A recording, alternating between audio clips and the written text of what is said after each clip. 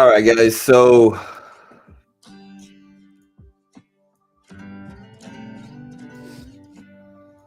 the Dixie's actually looking okay. Today we have Target earnings, we've got retail sales, we got import export prices, and then we have Lowe's earnings as well. What's up, Carlos, Rama, Diaz? Hey, what's up, guys? But yeah, we do have earnings today. Target earnings drop in 10 minutes. We have Lowe's earnings that are already out at 327 per share, 311 estimates. So better than expected for Lowe's. You can see they're actually moving up this morning. They're at 215s right now. 23.13 billion in sales revenue. Expectational numbers. I don't know what they showed for everything else, but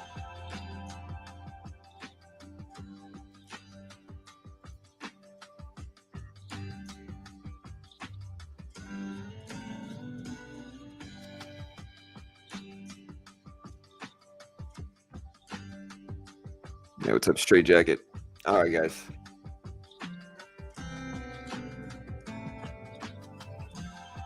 What's up, Abuelito? Hey, good morning.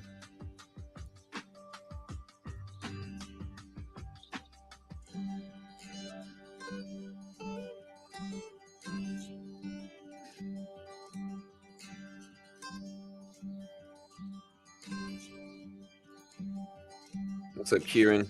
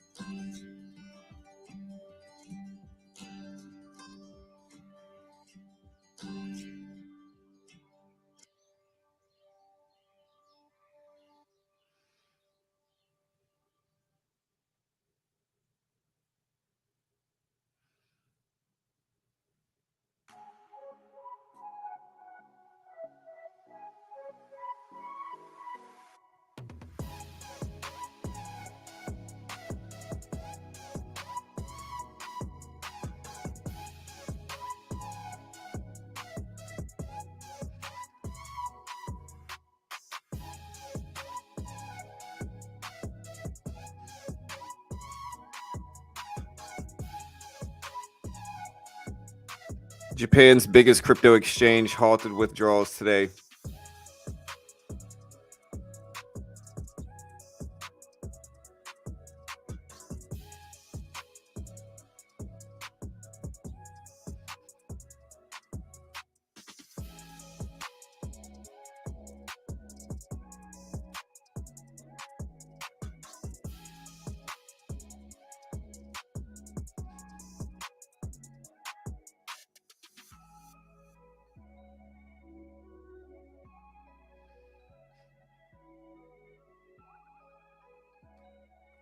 All right, guys. So yeah, look at Lowe's here, man. Lowe's is pumping up.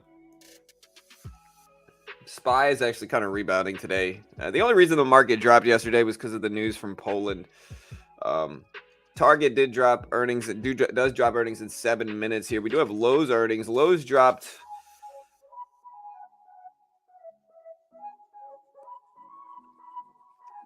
Lowe's dropped 23.5 billion in sales revenue, 25-cent EPS, which was, I don't know, I have to look up what Lowe's numbers were.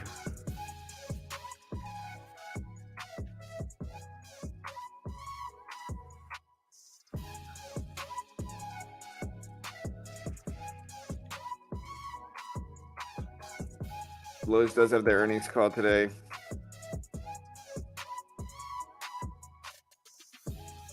Yeah, we're gonna post this on screen.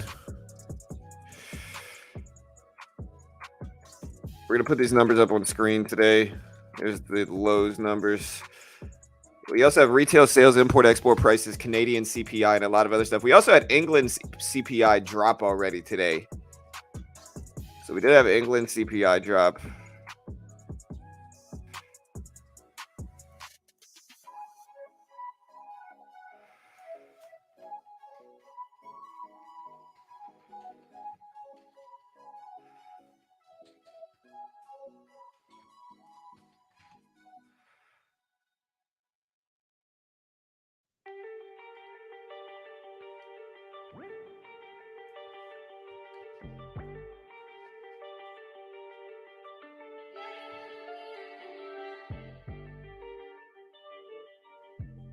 Again, retail sales do drop today.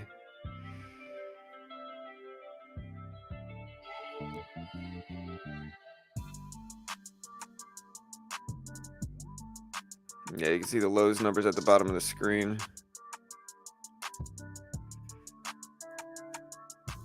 Why is your thumbnail a falling graph? I mean, if you're trying to say it's clickbait, that's a reach. I use the same thumbnail for everything. So it doesn't matter whether the market goes up or down, down or up or down. Like, we use the same thumbnail for everything. You can actually go to our channel and just kind of scroll down and see it. We use the same thumbnail for everything. It's definitely not clickbait. We report exactly what we tell people we report here. You know.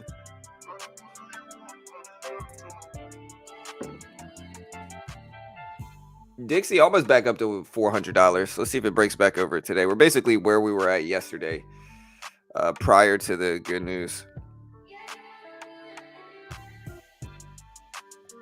Why is the market flat? Well, we had that thing happen in Poland, and then that basically tanked the market yesterday during market hours, and then we basically rebounded back up.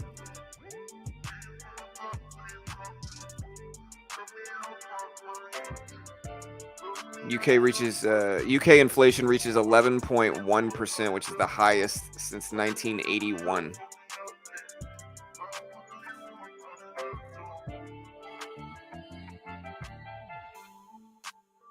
Yeah, that's what happened. But yeah, 100%, Chris.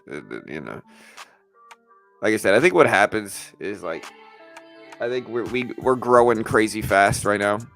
And I think anytime, like, I think over the years, you kind of get some haters or some weird people.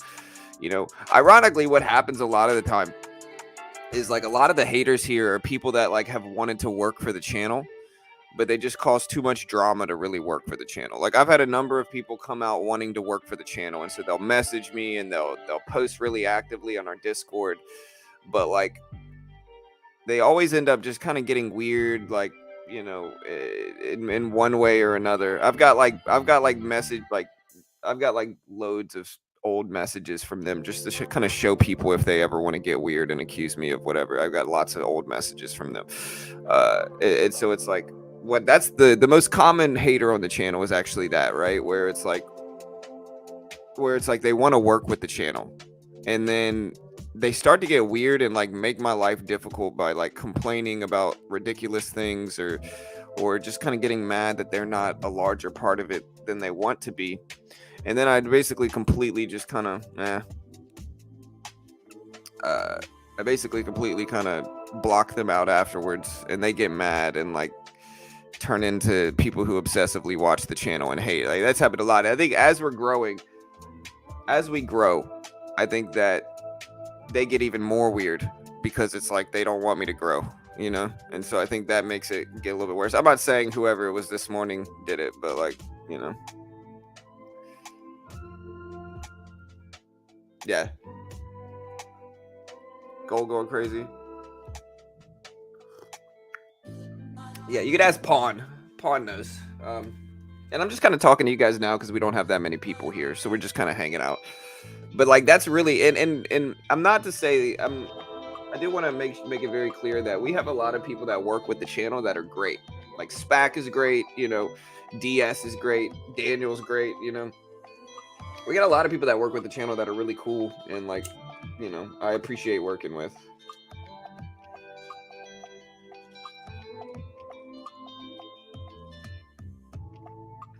But it's a weird dynamic, I guess is what I'm trying to say. I don't mean to interact with the trolls too much. I really don't. But I think over time you kind of start to become a little bit defensive, I guess is the best word for it. You know?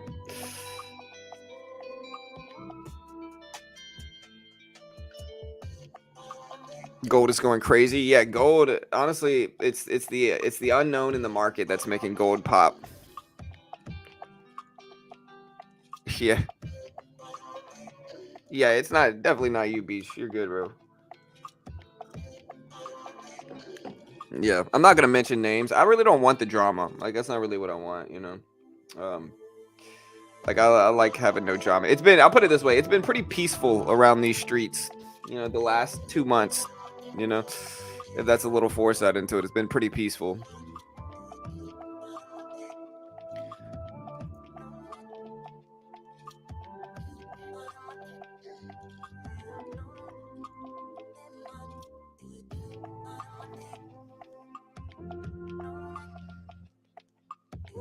So how's crypto is really what I want to know right now.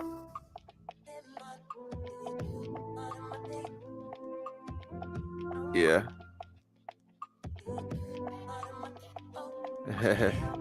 Yeah. Yeah, Pawn will be like, bro, stop. Maybe a lot of channels have gone down in viewing. Yeah, there's less AMC channels. There's less AMC meme channels, is what there are.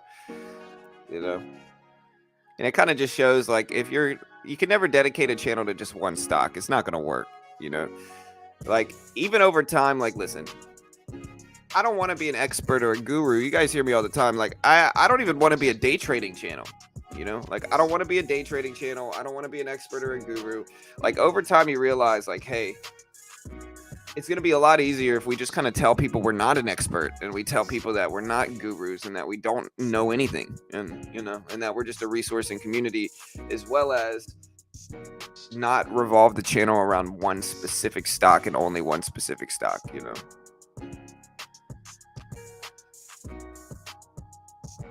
Man, but a lot of craziness, man. Pawn messaged me yesterday and told me the market was tanking. I got to be really careful about even like mentioning it because, but the SPY is at 398 right now. So we did correct some. I told you guys 395 was a milestone level yesterday. If you remember me telling you 395 was a milestone level. Remember, I told you guys 395. And I said that I'm not really going to start getting worried about the market until we tap under 395. And so sure enough, where exactly do we go? We go right down to 395, and then we bounce right back up. And now we're just kind of consolidating here on the market. So that'll be fun.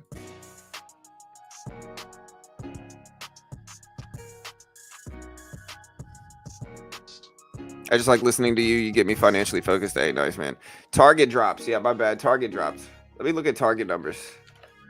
Target dropped 154 versus 304 a year ago. FactSet consensus was 216. So Target did terrible.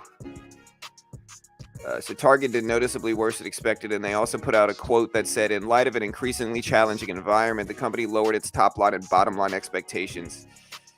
So Target did noticeably worse than expected. They expected 215. They only showed, Target only showed 154 on 26.5 billion in sales revenue over 26.37 billion. So lower than expected numbers and lower guidance all the way around.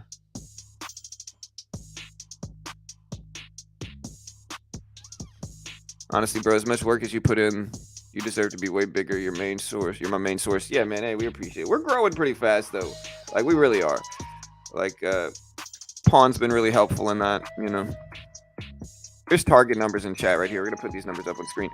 But yeah, we're growing pretty fast, bro. We're growing by like 3,000 to 4,000 subs a month. Like, we'll hit 100K by January. Hopefully get our blue check mark is what I want, Yeah, the market ended green, but we lost a lot of the gains that we made. But we still ended green, and you can see it green still on the day. Relative to the market open, that is. The Dixie also still looked pretty weak. Here's Target. So Target missed, and they are tanking down there at 156 right now. So Target is really struggling. They definitely won't pivot.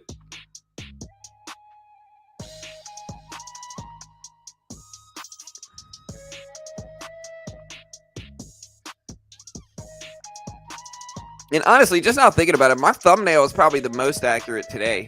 The reason my thumbnail is probably the most accurate is because the market literally did what's in my thumbnail. Like, look at the market yesterday. Like, it literally did the exact same thing that's in my thumbnail.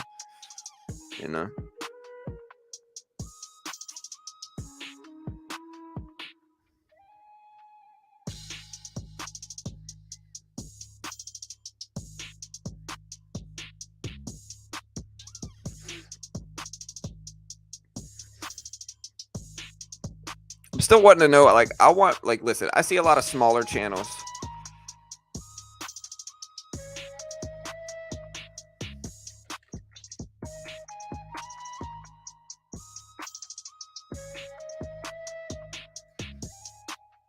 see a lot of smaller channels that have the blue check mark. It's honestly filling me with envy.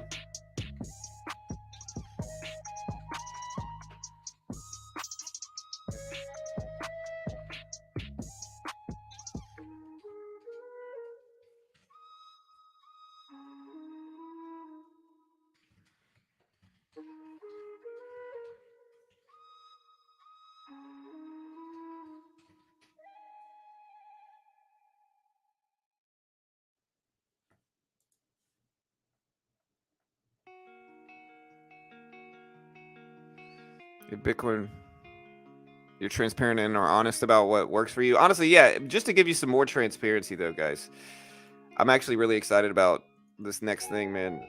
What works for you. Honestly, yeah, just so yeah, I'm actually really excited about this. Okay, so and I'm doing what I'm about to say is under the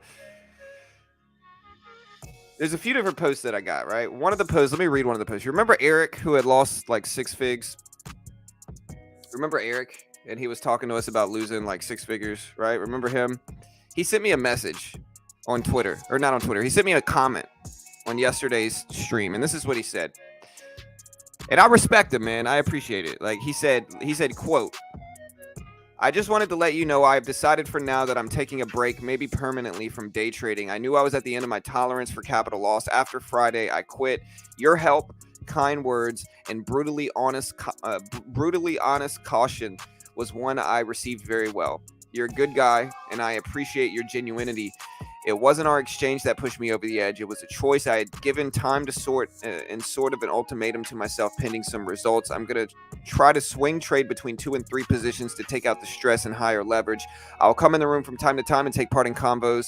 For now, it's best I just stay away, take some time to enjoy other things in life and appreciate my life without intraday stock market movement concerning me. I'm a fan. Do well in your trading. I'll check in. End quote. And so, yeah, man, I'm honestly happy for the guy. I think that's a great move. I think that's the right move. I think that's the right move. Yeah, I think that's the right move. Yeah, we're gonna do Nvidia earnings for sure, John. Hey, what's up, show?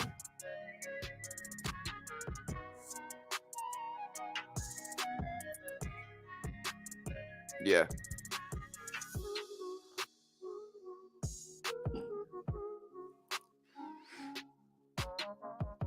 Oh yeah, but the other positive thing, that wasn't really positive. I kind of feel, I think it's a great thing that he's stepping away though. Like really, I was worried about it, man. But at the same time though, people need to understand that guy's trading millions of dollars in equity.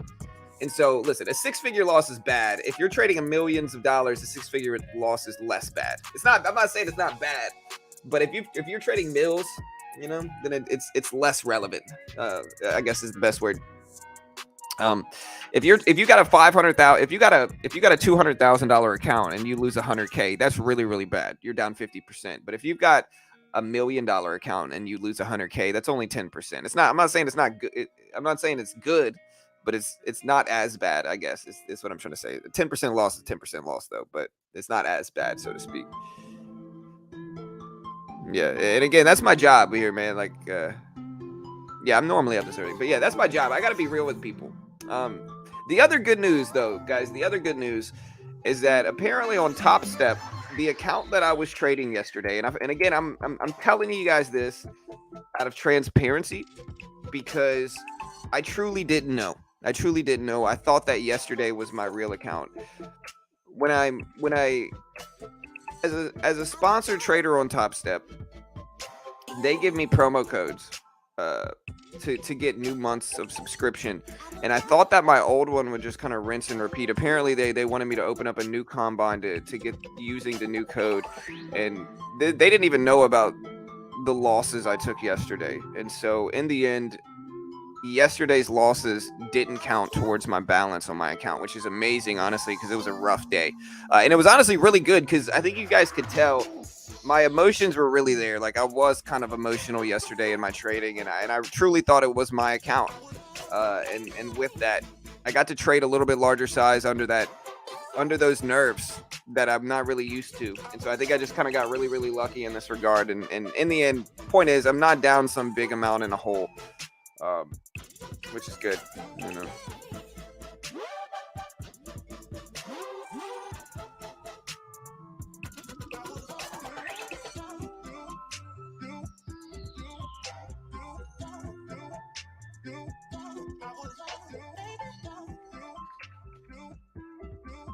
All right, guys, looking at the SPY here, we did get Target earnings. Target's all the way down to 155. Yeah. Yeah, Disney might buy out AMC one day. I don't know, Craig. I'm not sure, bro. I really don't know how long he's been there, man. But yeah, I mean, like I said, I do want to tell you guys that just in terms of just general transparency, because I truly didn't, like, I thought it was my real account. Like, I really did. Like, I thought it was my real account. I thought it was my live account.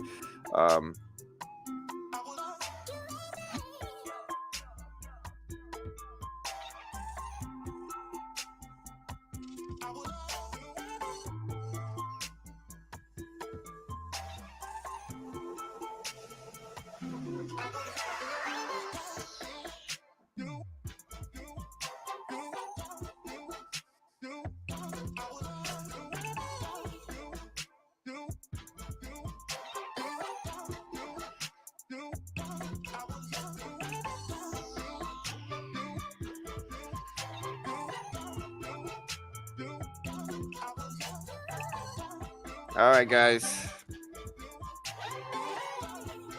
Let's get the SPY just kind of broke down here. And I got a video coming out. I got a video coming out soon, kind of breaking down my plan here with everything.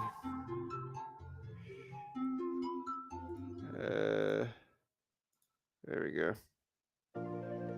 So let me make sure this is working here for Top Step. But yeah, so Target released earnings. We also had Lowe's drop earnings as well. Lowe's, let me see what Lowe's did. So Target missed. Lowe's posted.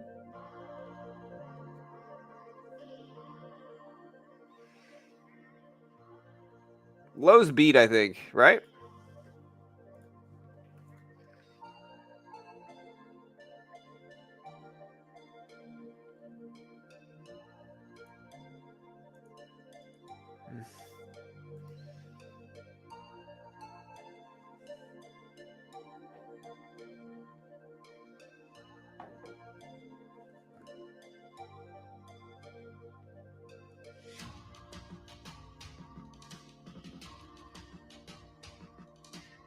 All right, so I think Lowe's beat, right?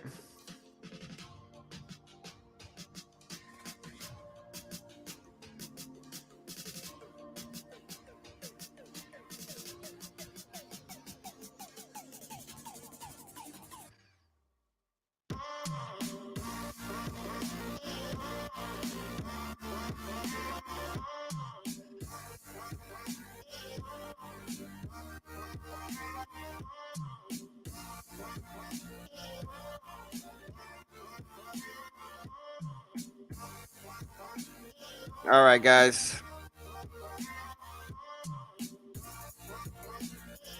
So yeah, so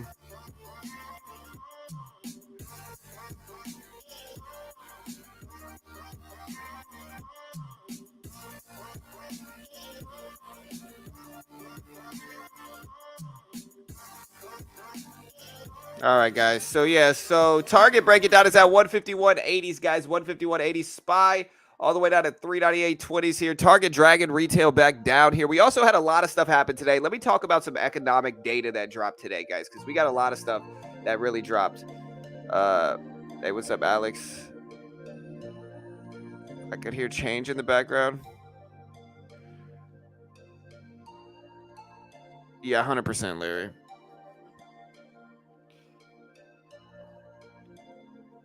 I mean, this is the thing y'all have to understand, okay? Like what I told you guys yesterday is very true, which is that I think anybody that watches this stream long enough understands that I can trade very profitably, consistently with smaller size that I'm used to, right? I could make a couple $1,000s a month very, very easily in the market. My problem on these combines is just scaling up my size. I just have to get used to larger size. That's all it really is. And I think most people can see that. If you look at my graph prior to getting eliminated, my graph was a beautiful profit graph for months. Like, I had that profit graph for like a month and a half to 2 months. Eventually, I kind of wanted to swing a little bit. And I think I'm going to have to be more aggressive. And I think I can trade like that once I'm actually funded, I can scale down my size and actually trade like that again. Like once I'm actually funded, But I think leading up to that, I think I need to be more aggressive. I think if I'm not,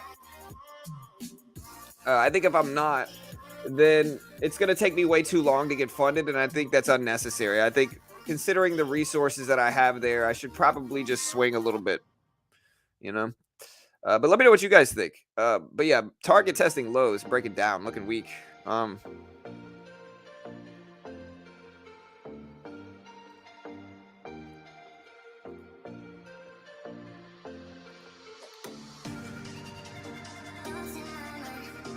Hey, shout out to everybody that follow me on Twitter.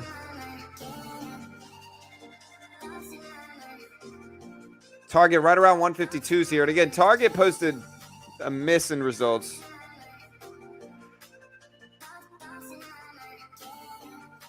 Yeah. They're probably trying to weed out the best time pawn. Yeah, that's right.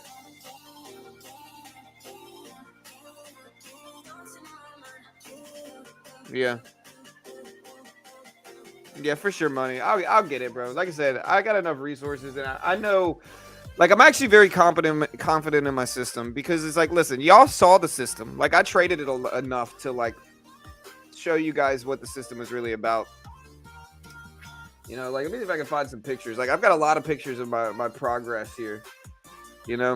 Like, up until I took the swing, this was my profit graph all the way from September to November, right? So from September to November, this was my profit graph, and then I kind of swung for the fences, and I wanted to scale up my size. And I just kind of said, okay, I'm just going to kind of go for it, try to get funded, and I think I need again, I got tired of looking at my account and only being up a couple thousand from it. And I think it's a little bit different than how I would trade a live account. You guys know I trade like my Thinkorswim account. Like I trade my TOS account live every day. And I've been trading that for years with, plenty of buying power to be able to do essentially what I was doing here. And so the system works very well. It's just one of those things where I'm not used to trading the regular E-mini is what it really used to. Like, I'm truly not used to it. Even after yesterday, I think one thing I might have to do is I might have to still trade the micros, because the regular E-mini, it's just different. It moves so fast that things turn against you so fast in the regular E-mini that I don't even know if it's worth it. I think I might trade, I might get into a habit or like a routine of trading maybe like 3 to 5 contracts of the micro instead of the regular, because it's just going to be less volatile. It's just going to be less volatile. Like three contracts of the micro will be about half the volatility of the regular E-mini. Right. And I think that's something I need at first. So I think I'm going to scale up. Instead of trading the regular E-mini, I think I'm just going to do 3 contracts of the micro minimum, and then add to that if I need to, but not trade the regular E-mini. I just think the volatility is too high after yesterday. It goes against you simply too quick.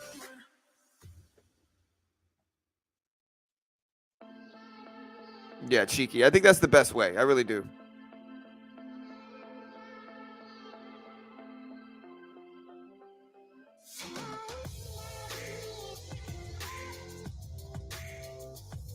Yeah.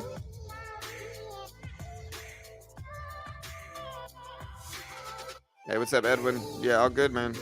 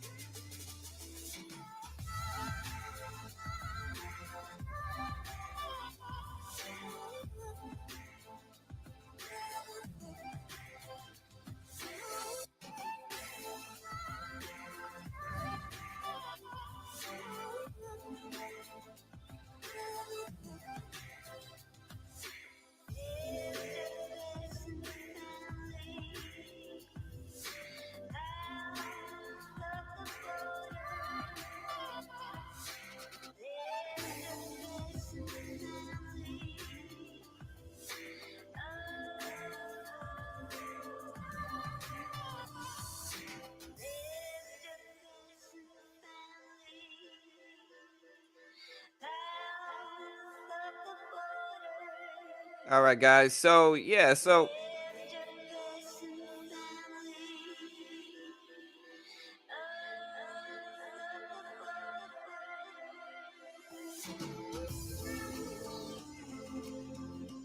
hmm.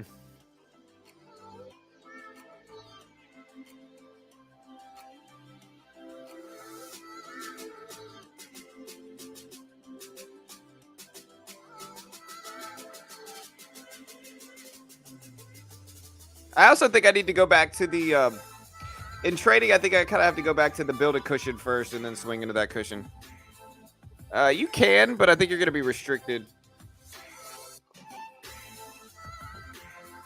Yeah, no heater yet.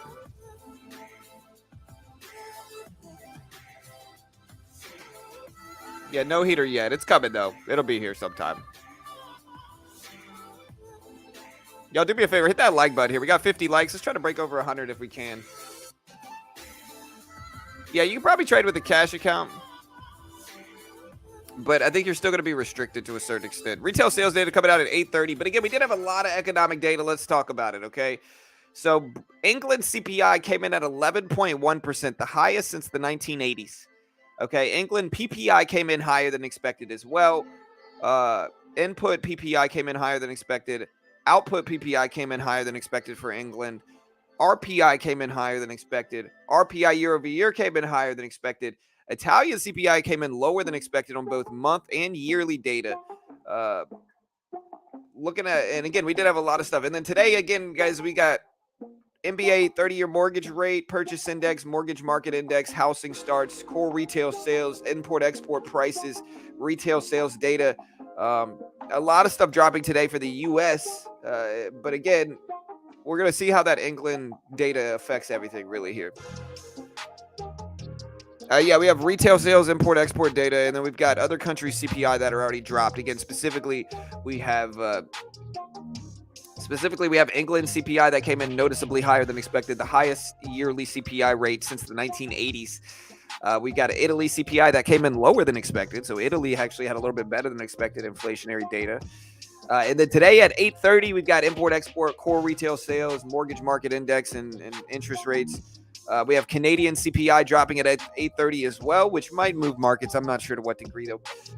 But yeah, we got that stuff coming out. We got FOMC member Williams speaking at 9:50 in the morning. Business inventories dropping at 10. Crude oil imports and inventories dropping at 10:30. And yeah, that's it for today. And then this evening, we've got some stuff dropping this evening as well.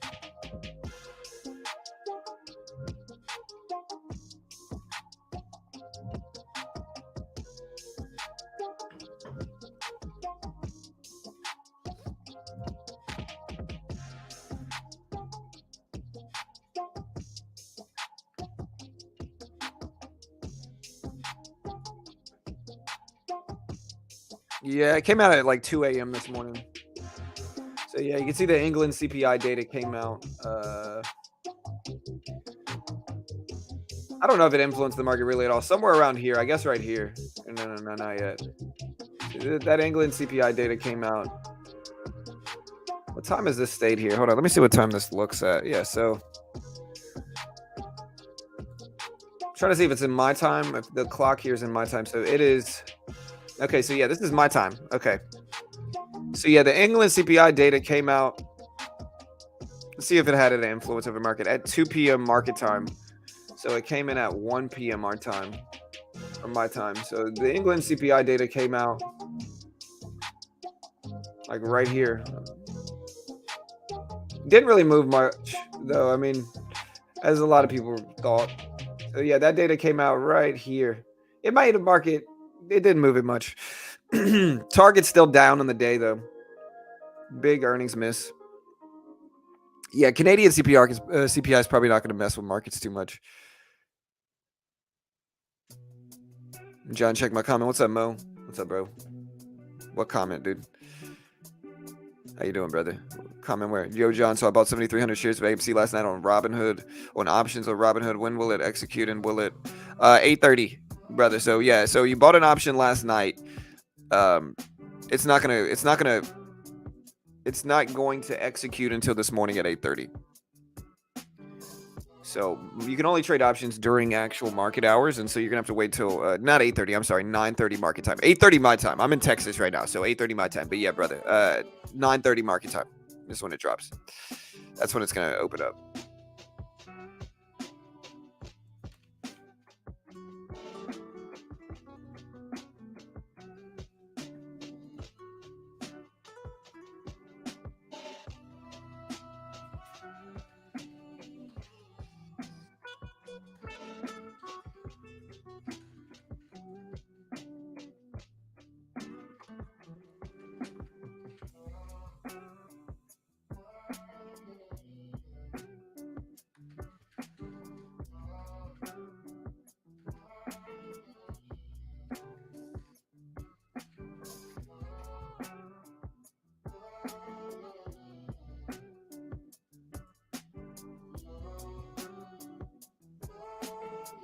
Yeah, for sure.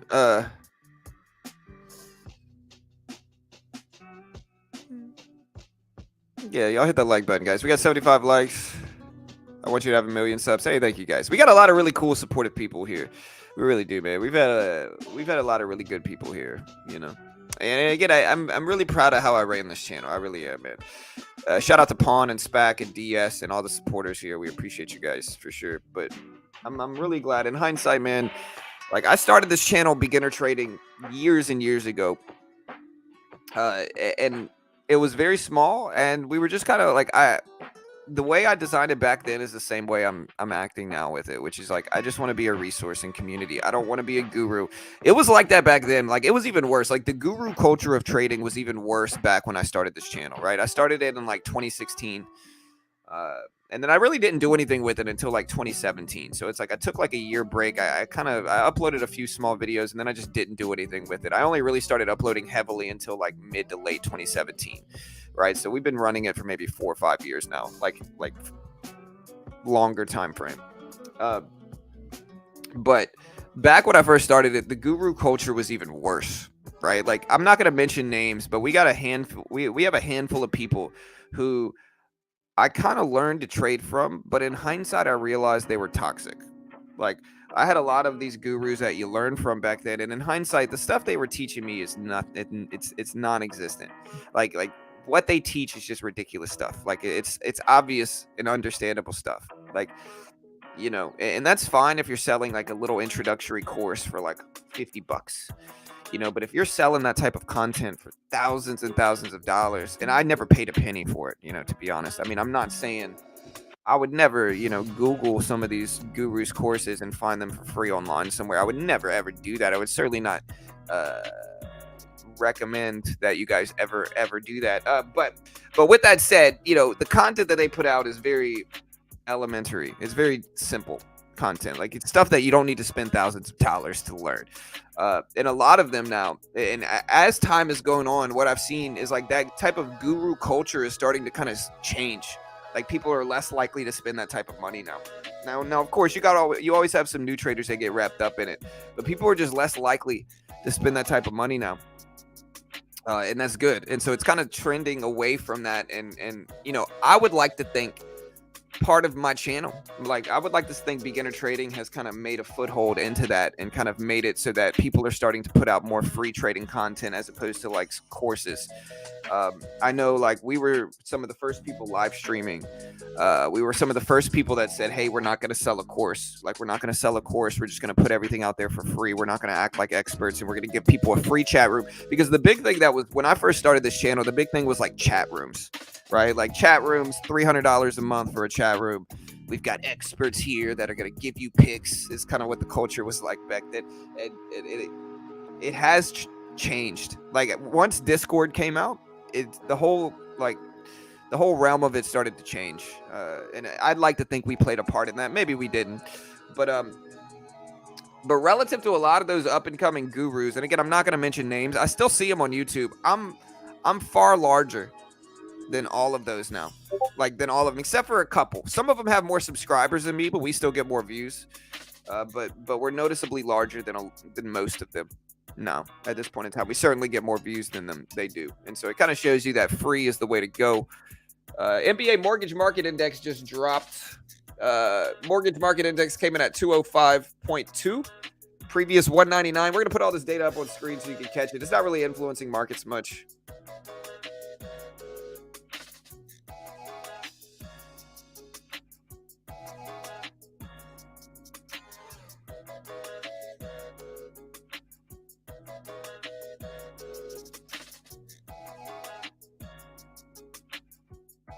Yeah, we're going to put the mortgage market index data in the chat so you guys can see kind of what dropped. But yeah, mortgage market data, 30-year mortgage rate came in at 6.9% versus last time at 7.14%.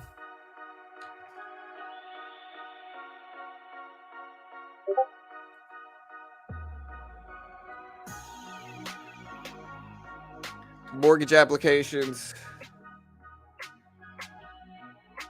We're going to put all this data up on screen. MBA purchase index. We're going to put this all up right here.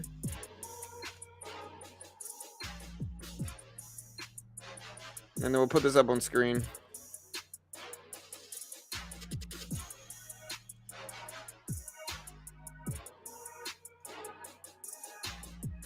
All right, so here's a lot of this data. We're going to put it up here. We're also going to put it up on screen. All right, so there's a lot of it right there.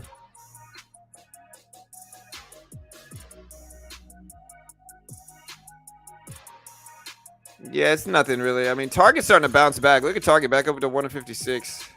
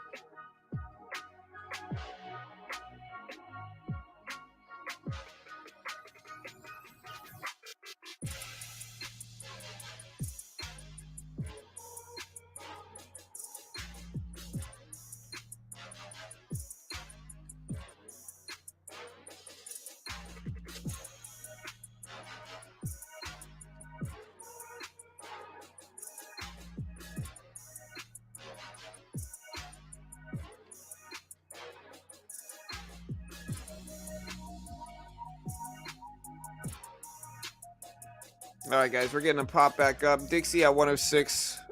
Target at 156.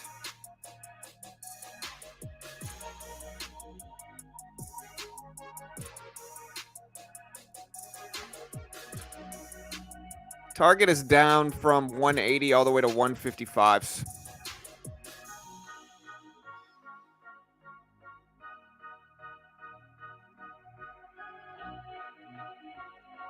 I don't know who it was, but I remember when you called me crazy for buying puts in market open. Yeah, but that wasn't me. I'm not one to call anybody crazy for doing anything. I might discourage taking big polarized positions ahead of big data drops.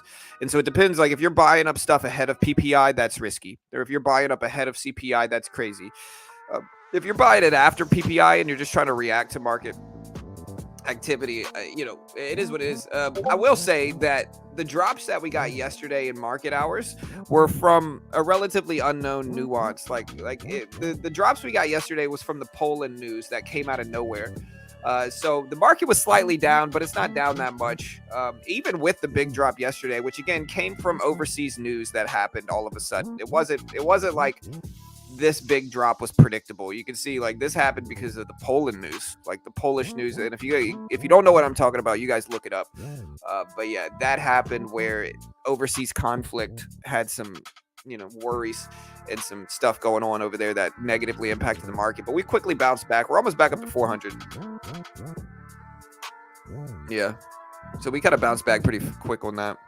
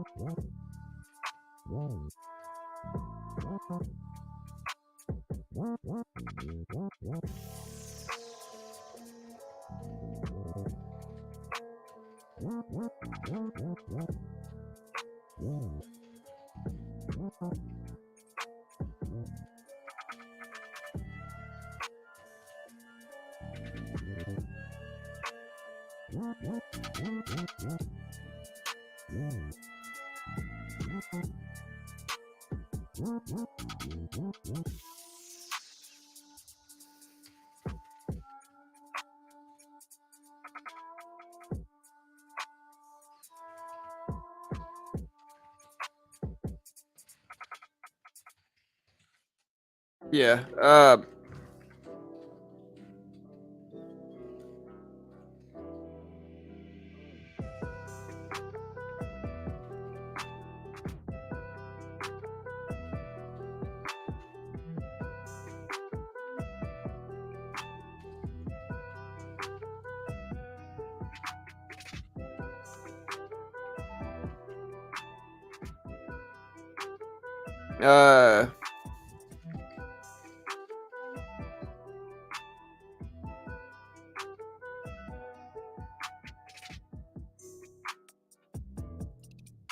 all right, guys. So yeah, target down, starting to rebound back up a little bit.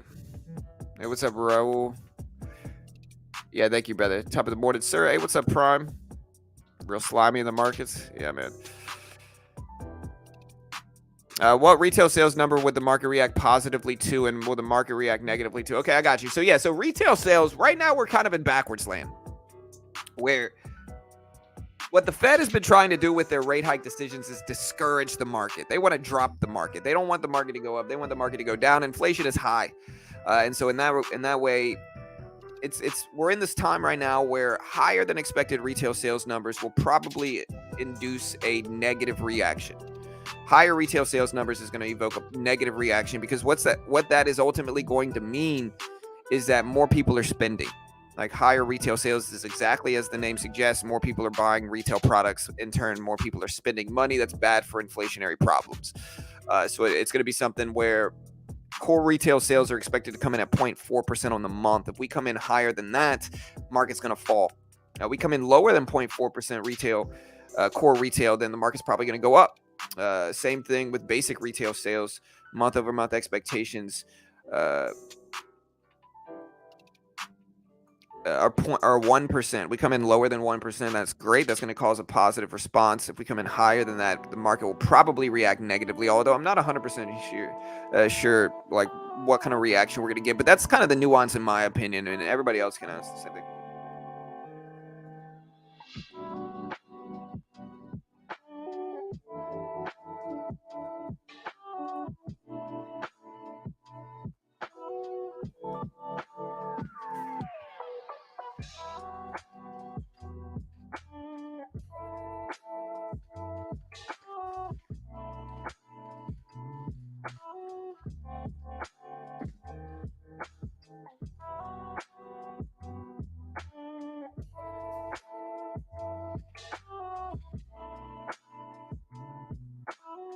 Yes, we started to bounce back.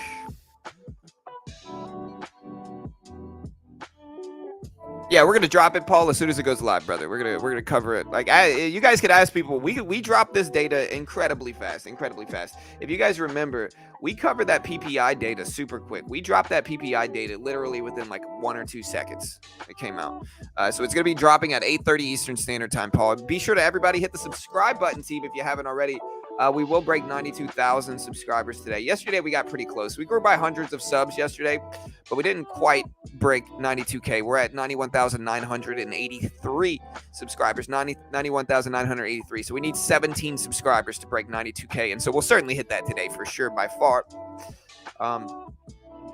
Yeah, just thank you guys so much, team. We are growing like crazy. Shout out to Pawn, shout out to SPAC, shout out to DS, shout out to Daniel. Shout out to everybody that's helped us grow here. Really, I appreciate you all. And we're going to keep the growth up.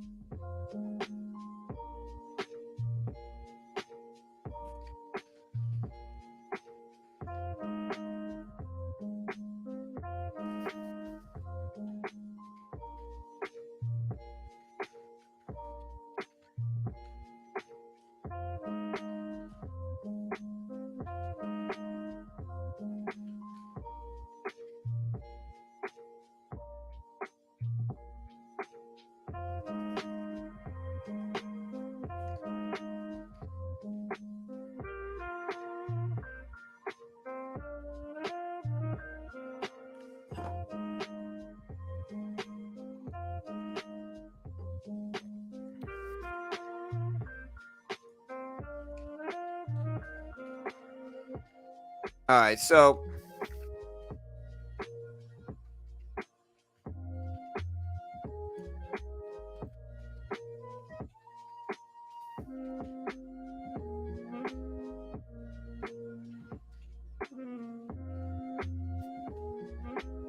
yeah, so again, we're starting to bounce back.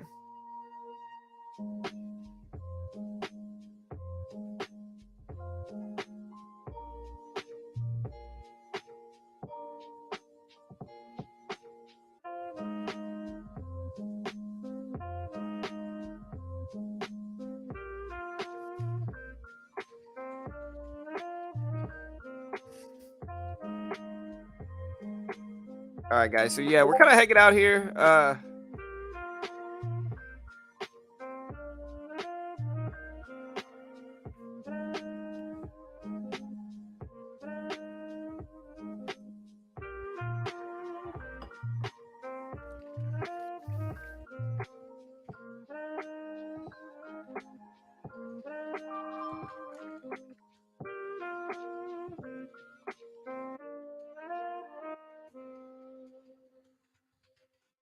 Yeah, so again, we got the SPY starting to break down. We did break under 398 for a split second. The Dixie's at 106.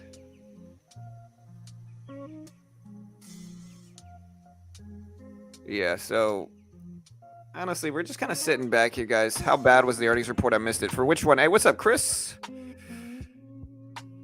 You're very good at getting us data. Hey, what's up, Ram? System Trader, what's your take? We might see a lower circuit today in NASDAQ. Yeah, I got you. Okay, so yeah, we're going to use our timer for data here like we did yesterday.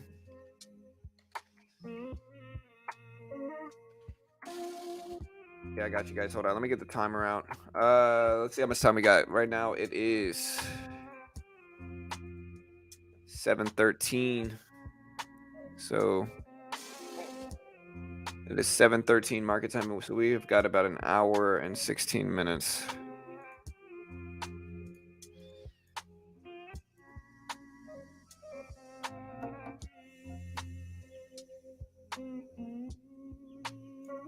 All right, guys. We got our timer up here. We'll use this. This works. So yeah, the data comes out in about an hour and 15 minutes. About an hour and 15 minutes. It's actually really convenient, though, this timer.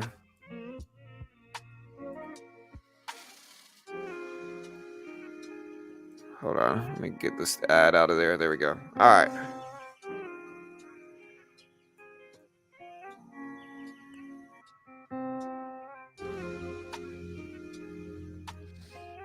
All right, so here is the timer, guys. Let me know if that's big enough. It should work.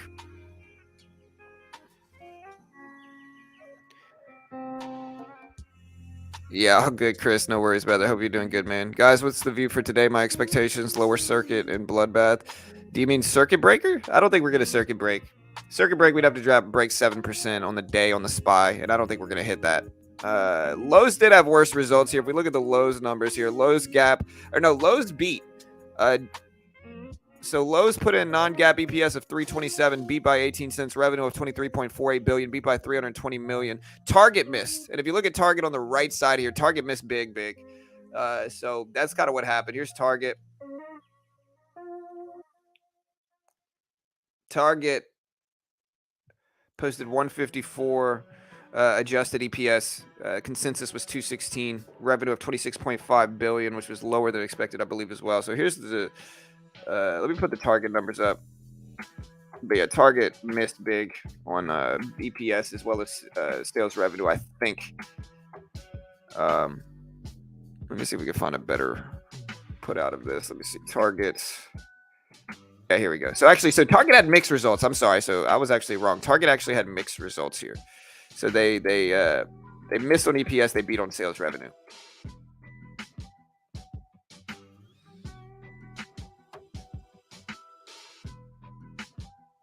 Yeah, so the president of Poland said it was just an accident. Hey, good. Yeah, market's starting to rebound back up now with that.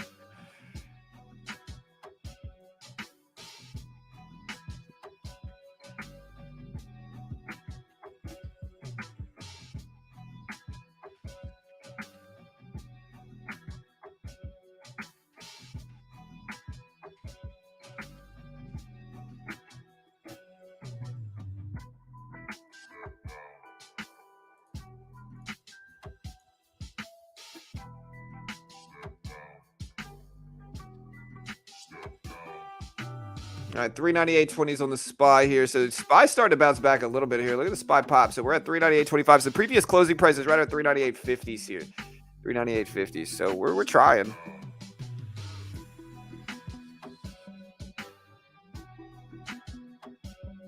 Yeah, Target charges a lot of money, man. Target's super expensive, bro. I go to Target for 3 things. Carol always wants to go to Target because they got like better stuff.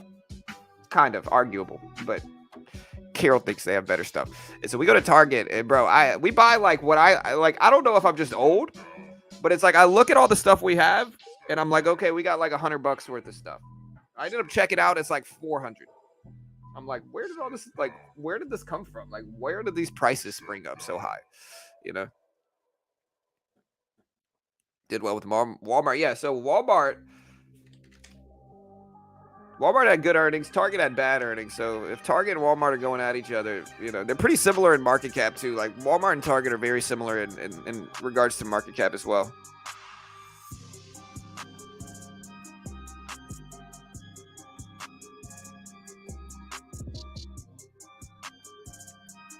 Does Carol buy her Tigers at Walmart, at Target? What do you mean Tigers? Her LSU stuff? Shannon, Target is garbage. Hey. Yeah, I mean, it's so expensive. It's so expensive. That is the only problem. It's not bad, but like it'll catch up on you. I'm not rich. Rich is subjective. You know, I'm comfortable. I wouldn't say I'm rich though. Like I'm comfortable, you know.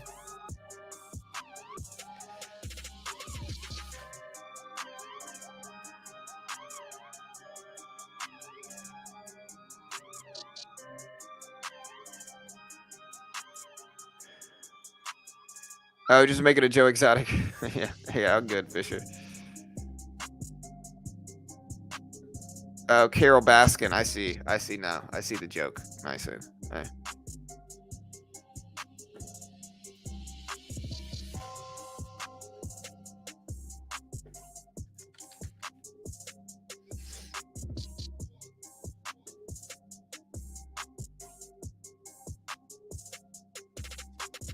All right, guys. So yeah, Lowe's, we had TJX companies. We got about an hour and 10 minutes, team. Hour and 10.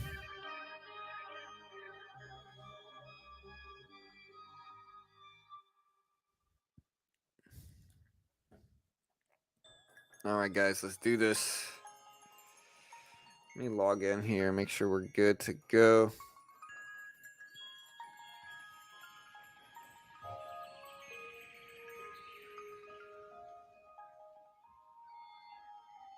Market data connection broken. What?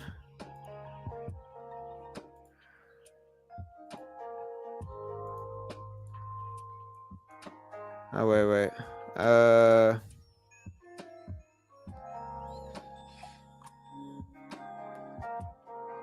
I see. Okay. I hit the wrong thing. All right. Yeah, I'm trying to log into my new Kanban today, make sure it works. All right, guys. So market's starting to reach back up here. Market back up to 398.40s here. 398.40s.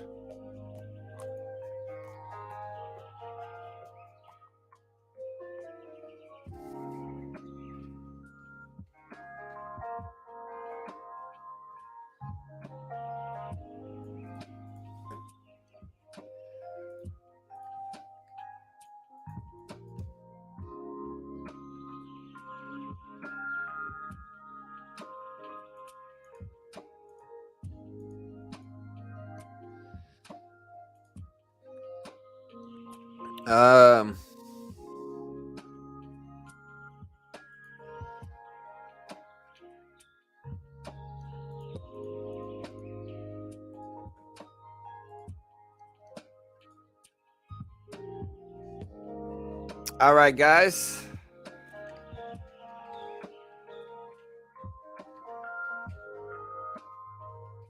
Market's right at that previous closing price. If you look at the market right here, we're right at that previous closing price right here. Now, again, we'll see if we actually break that. We do have less than an hour. Or we do have less than an hour and a half before this stuff comes out. All right, so we're in there.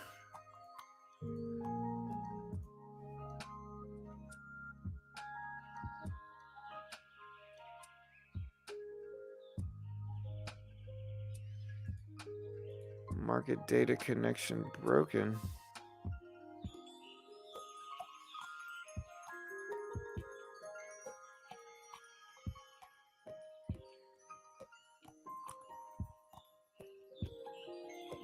Weird. Let me reset quantum. I'm trying to get this working here so I can trade today.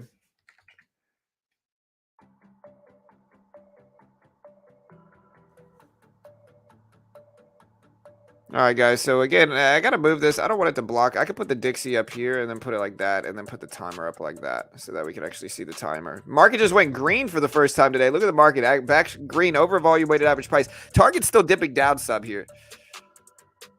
ARK Innovation ETF, is it good to buy? Heard it has good stocks. Raul, I'm not buying that thing, but up to you, but.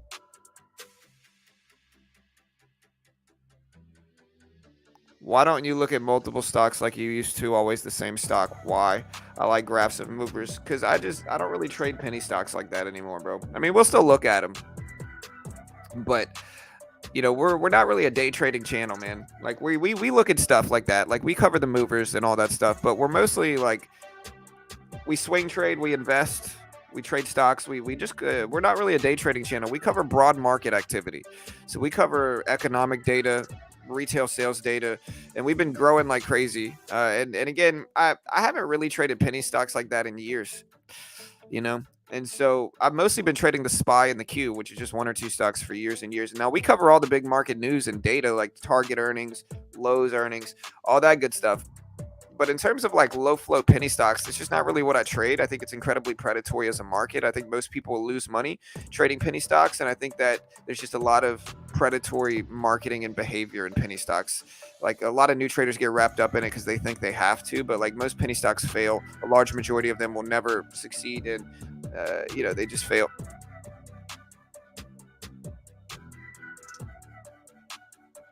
We're just we're a broad stock market channel, and we've been covering broad stock market news. Like today, we got retail sales, we got import export data dropping, we've got Nvidia earnings this evening. Yesterday, we had PPI. So we cover all the big economic stuff that happens.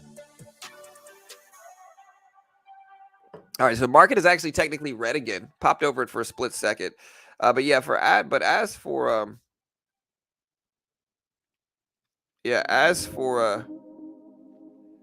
with penny stocks, it's a long way game. You versus the seller. I disagree, Kevin. I think that's what a lot of. I'm not calling you new. I really don't know how much experience you have, but I think a lot of rookie traders think that it's a waiting game. Like I'll put it this way: you should never invest in a penny stock unless you're okay with losing all your money. A large majority of penny stocks will fail, and what happens is like you got a bunch of influencers that pump them up, and they like pump up these terrible low float penny stocks that a lot of the time they're actually front loading into and then trying to like influence them with their following. A lot of penny stock gurus do that. But it's to a point where a large majority of them fail. Most of them get delisted and go to pink sheets and then get delisted there and you never see them again. And so a large majority of penny stocks fail. And like, if you look at the video content from influencers, they're like, the ABC stock is going to 1000x. And it's like very rarely do they 1000x. Most of the time they go down long term. I'll put it, and you have to understand where my bias is in terms of this, guys, because I've been covering this stuff for years and years. And so I want you guys to really understand, like, I'm not knocking anybody. I'm telling you guys from my own personal experience that most penny stocks fail. Like, I don't know how many people I've had in here try to sell me on penny stocks. Like, right? They'll be like, CEI is gonna moon. CEI is at 14 cents. SOS is gonna moon. SOS had to split recently. It's back up to almost 5, but it had to split, so it's not its real price. It's much lower. SNDL is gonna moon. I just get people telling me this stuff all the time, and very rarely does it actually happen. And I think over time, the more I see that the stocks that everybody's pumping up in chat are just kind of consistently going down, down, down, the more biased I am against them. And I feel like I feel a duty to report that to you guys and tell you guys, look, don't invest or don't bag hold penny stocks. Bag holding large caps might work because large caps will eventually come back, usually, depending on the stock. Bag holding a penny stock is usually a very bad thing to do, and most people just don't understand until it's too late.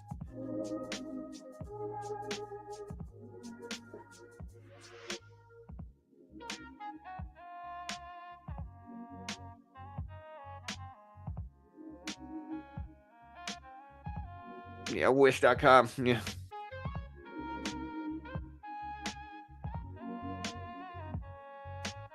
Just people that are pumping. Yeah, 100% they're back holding.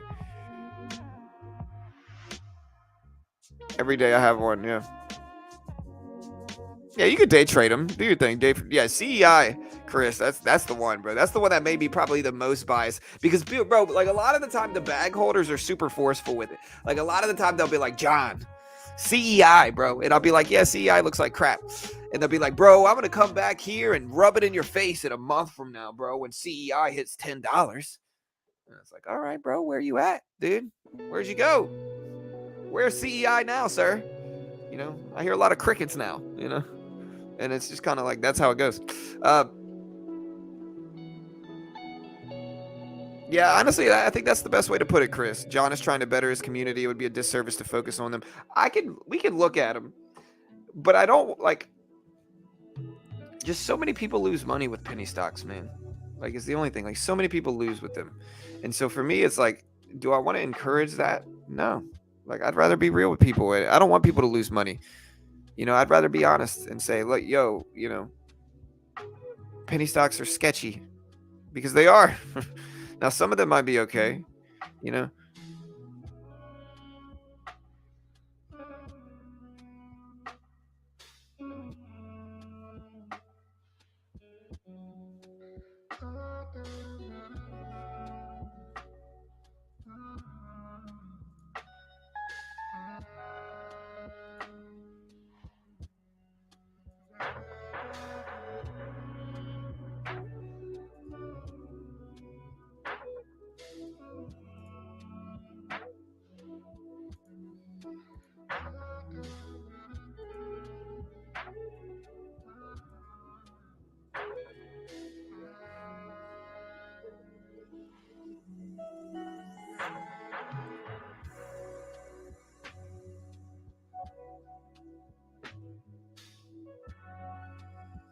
Bro, why I can't log in? It says market data connection broken. What does that mean, man?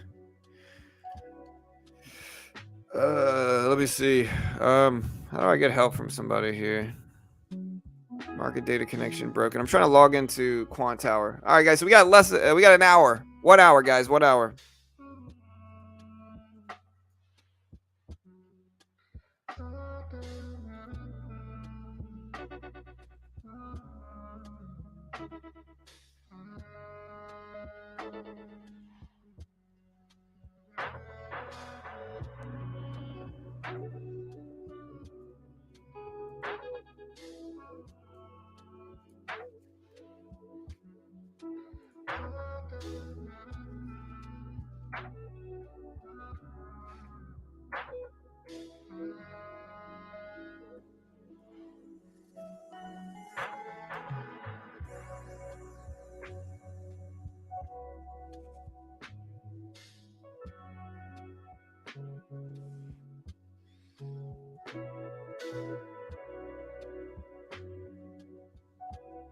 All right, guys.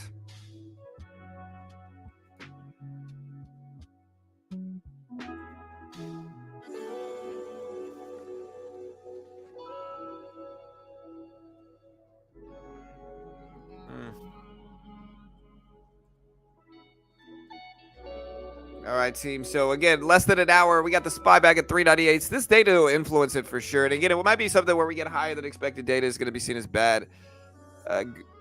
Lower than expected data is going to be seen as positive. Hopefully.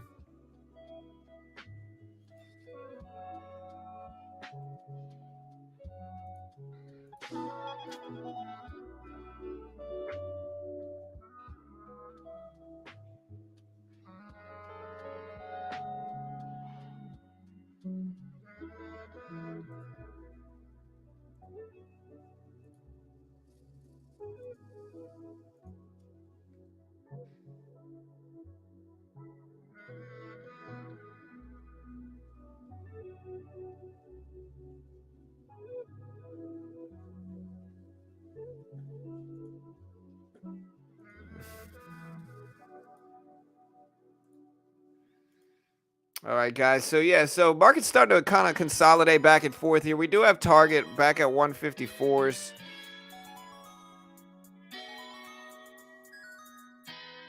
Market data connection broken. Why, bro?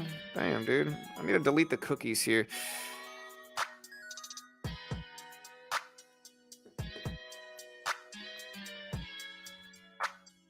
I have to add or remove Quant Tower and do all this stuff over again.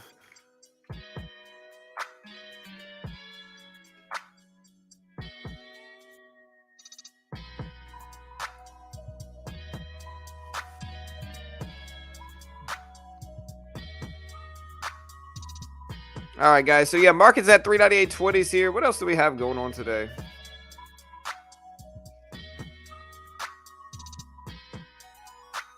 Where's Quant Tower, dude? I don't even see Quant Tower.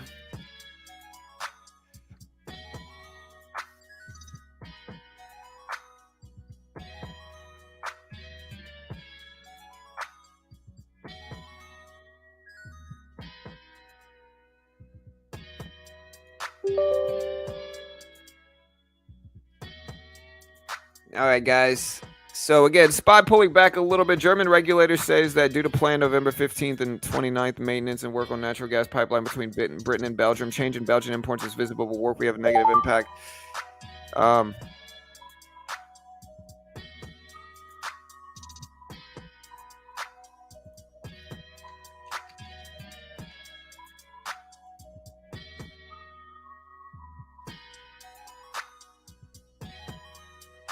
All right, guys. So we're trying to.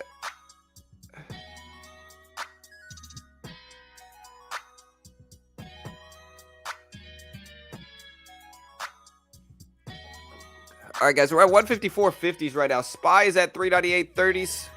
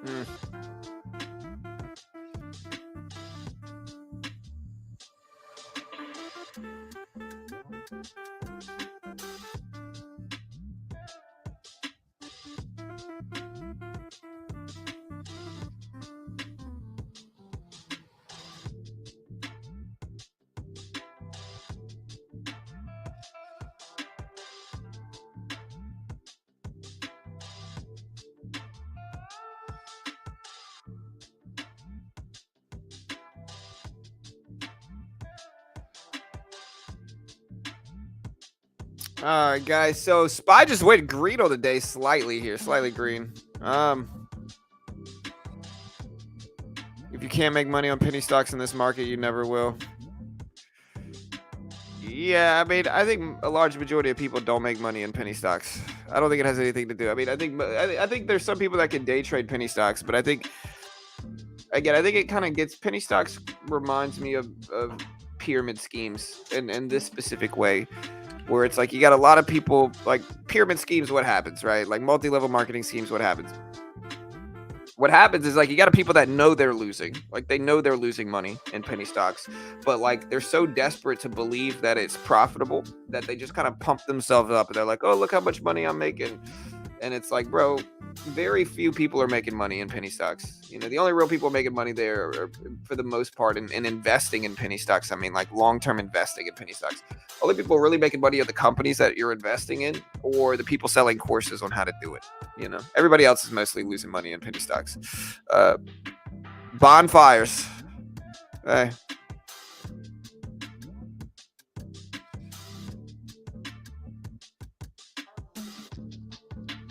No, I'm not holding Disney right now. I'm not in anything. The only thing I'm holding right now is AMC, I believe, right? If I'm being honest. Yeah, I'm holding AMC right now. Where is AMC? Yeah, AMC's doing pretty good. I mean, we made money on it, but we're down a little bit yesterday, but still kind of neutral. Yeah.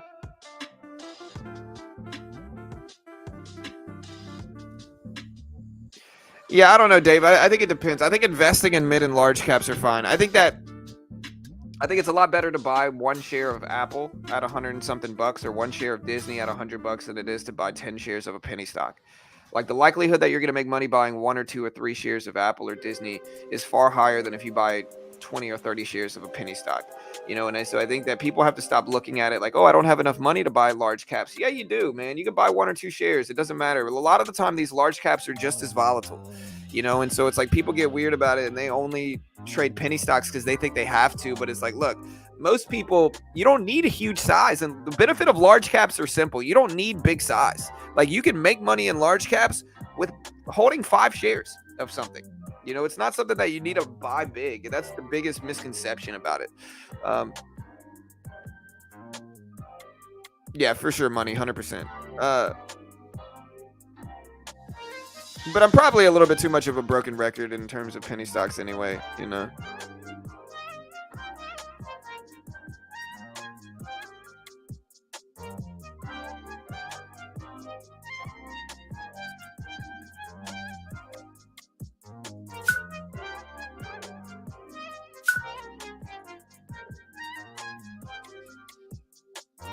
Yeah.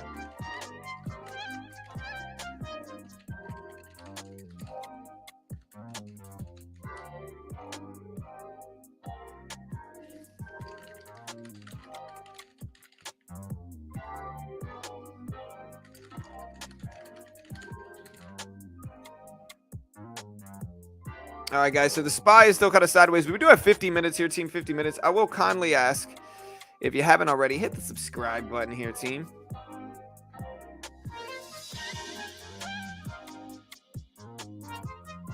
I'm not buying any options. You know. You know what the craziest day in the next few months is going to be? Freaking next month. CPI and FOMC fall on same day. The CPI and FOMC fall on the same day tomorrow, or next month. Sorry, same day.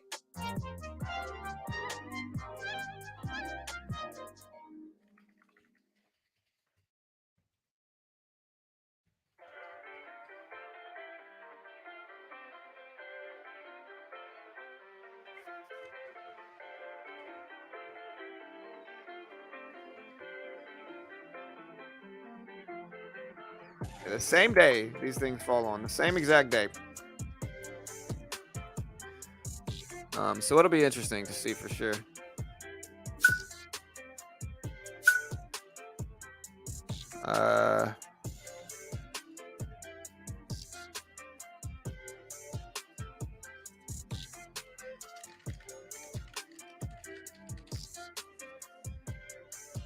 All right, guys. So we're right around the previous closing price on the SPY. We're just around break even level. We're right around 398.45s.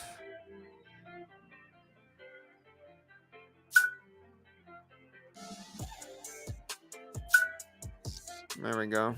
All right.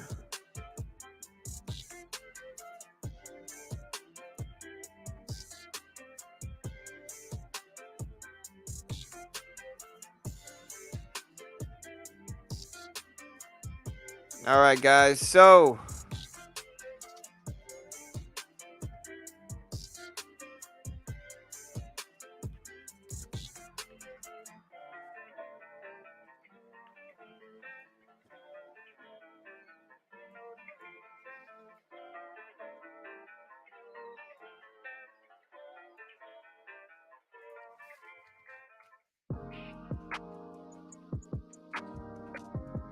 all right, guys. So, yeah. So, my bad, guys. I'm trying to deal with something with the.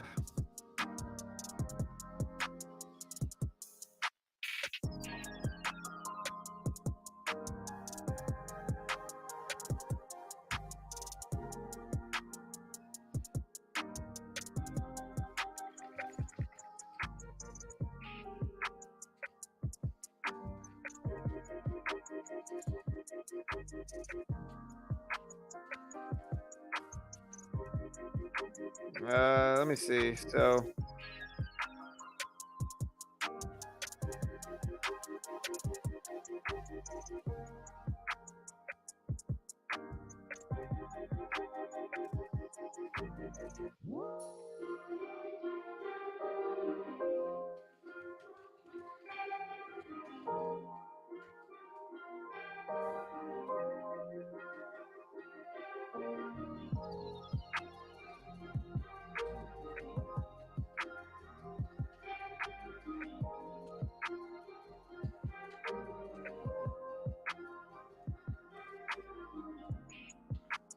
All right, guys. So again,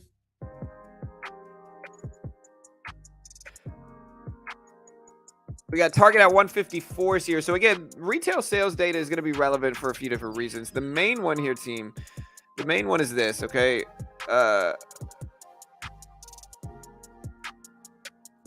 If we get higher than expected retail sales data,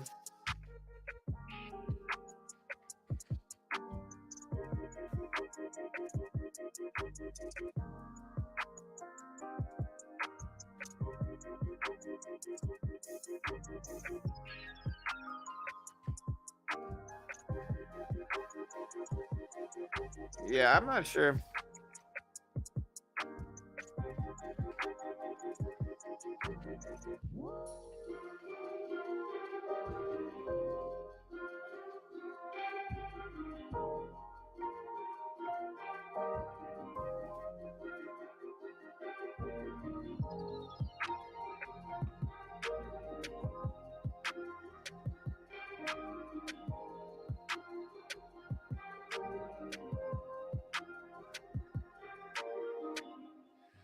All right, guys. So again, we're right around break even here, team.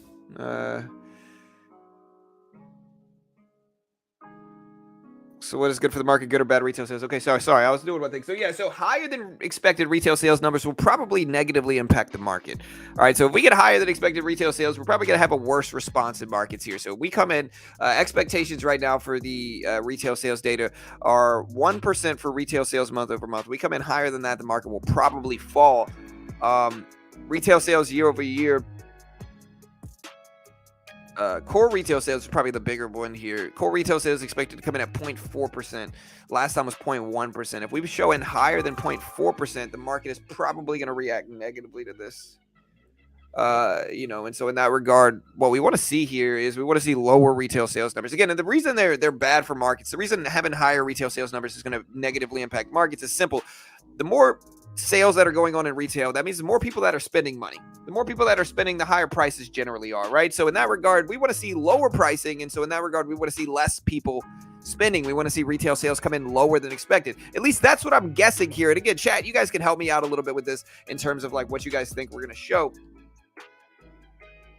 But yeah, so it's one of those things where that's what we're guessing. We're never 100% sure, though, in this regard. So we'll see what happens. But again, let me know what you guys think we're going to get here, chat.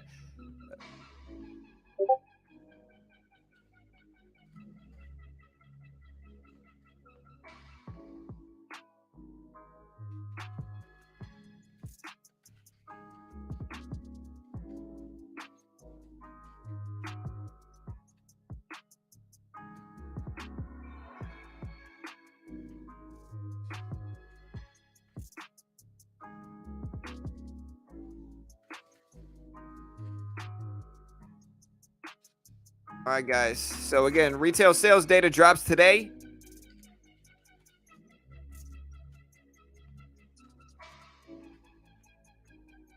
We're going to do a poll on Twitter as we always do here. And we're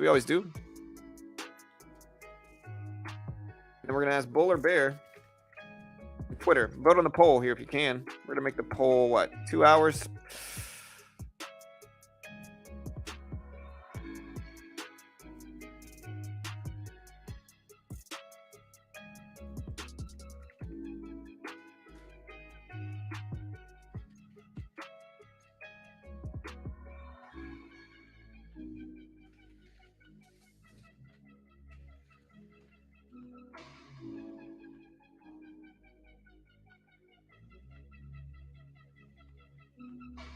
All right, guys. So yeah, we're doing our Twitter poll. We just did our Twitter post here. Vote on the poll right now if you haven't already, guys. We appreciate it. Again, SPY up to 398.50s, 398.50s. The Dixie's at 106. We got the timer. We got about 45 minutes give or take. It's still this numbers come out. AMC is right under $8 a share here, so AMC did break $8 here. Was that? So yeah, AMC's not doing that bad really here. Again, if you want to vote on our retail sales data, I certainly appreciate it. Here's the link for that as well, team, if you haven't already. Also, Best Buy. Best Buy, I'm not sure about. No, I didn't buy that, Martin. Reports coming out at 8:30, guys. But yeah, so with Best Buy, it's one of those ones that I'm just not 100% sure about, and I'll explain why. Best Buy is a retail store, right? And so in that regard, they're going to have some good or bad, risks for retail, just in general, right? Retail sales numbers, Best Buy numbers, it's going to depend on retail. And I think over time, we are going to be trending more and more to just simply mail order products like we have been over the last 10 years, give or take. And so I think Best Buy is vulnerable. And so I'm not confident in investing in it long term. But I also understand that, like with electronics specifically, a lot of people want to buy their electronics in store so they get it same day. They can look at it before they buy it, all that stuff. So I think specifically with higher end tech and electronics, I think that people want to buy it in store. And so I think that's good for Best Buy. I also think that Best Buy was really smart with pivoting their business structure, where they used to be pure electronics. Now they're selling like washers and dryers and like home utility and stuff like that. And so I think that's great for Best Buy. I think that's kind of what they need, is the pivot. And a business that's not evolving is failing, right? And so Best Buy did a good job at pivoting. So I guess that's good.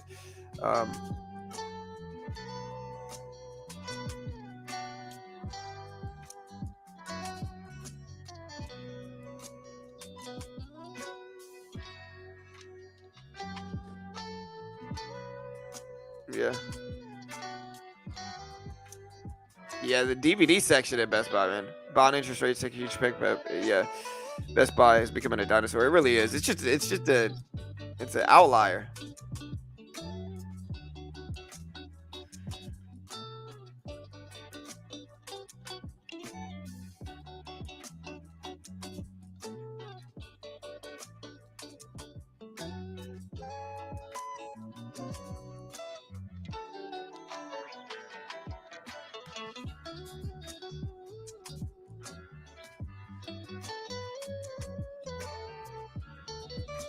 I might have to call Top Step so I can make sure I can trade today. That's what I'm trying to do. Might have to be outside. All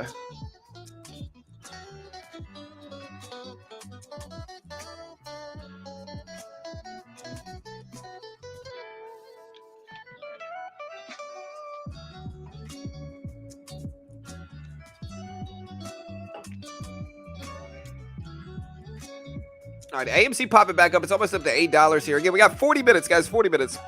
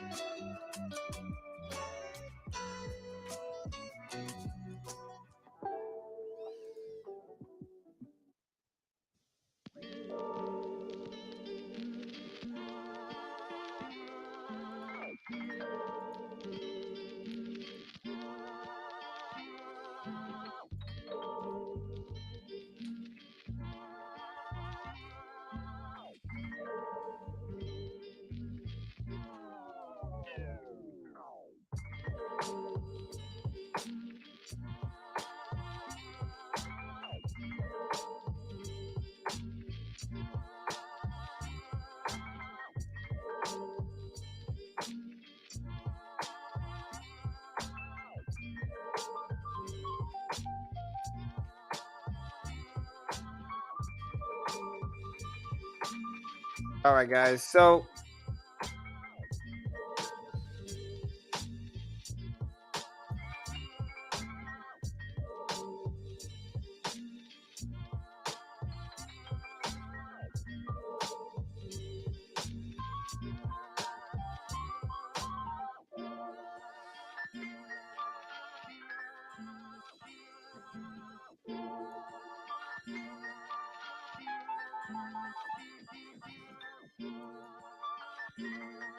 all right, guys. Yeah, so let me see this real quick. Hold on one second, team.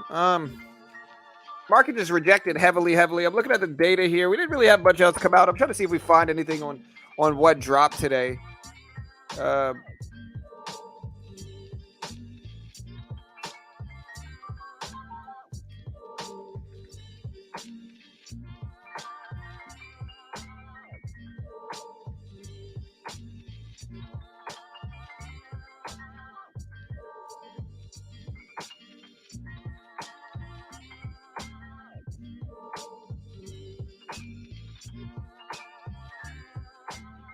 Okay.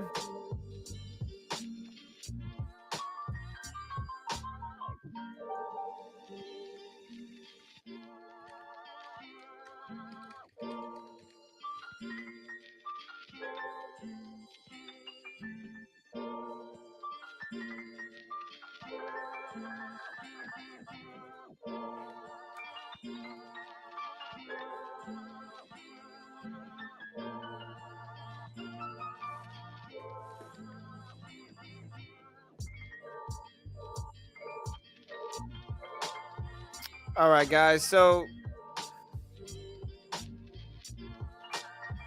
market's popping back up a little bit. My apologies. I'm trying to get something working here. Where'd it go? Let me see. No. All right, there we go.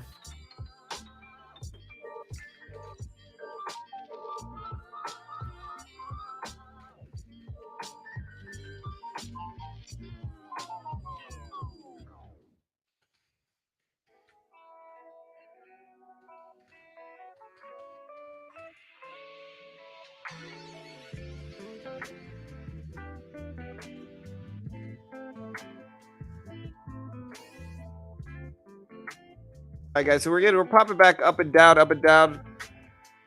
Spiral cross 400 today. Will the market break 400, guys? Again, I'm looking at the data here. We did a poll this morning, right? Oh no, we didn't do a poll here. Let's do a poll right now. Bullish or bearish? Retail sales. Bullish or bearish on today's retail sales data? Yeah, let me know. Again, it's going to be one of those things where if it comes in higher than expected, we're going to get a negative response. If it comes in lower than expected, we're going to get a positive response. The Dow is up to about 33.5s here. Green or red, let me know. No idea, T. No idea. New hat. No, it's my LSU hat, bro. I've been wearing this thing, man.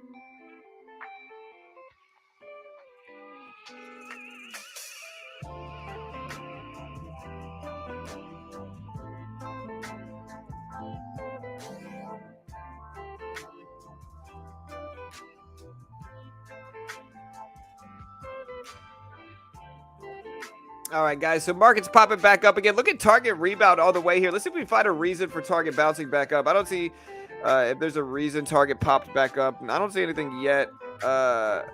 Any justification for this Target rebound here?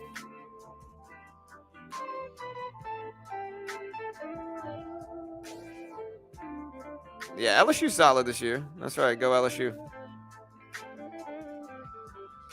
How the report will influence the market. No, so they actually changed that rule. So yeah, on Top Step you can trade through these releases. So they changed the rule. It used to be you couldn't trade during these big economic releases. They started letting people trade. I'm pretty sure at least that they changed the rules. Let me be sure and check this real quick.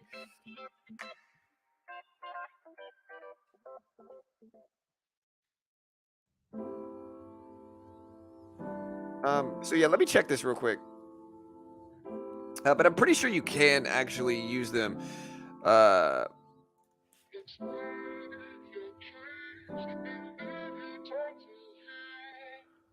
Let me be 100% sure.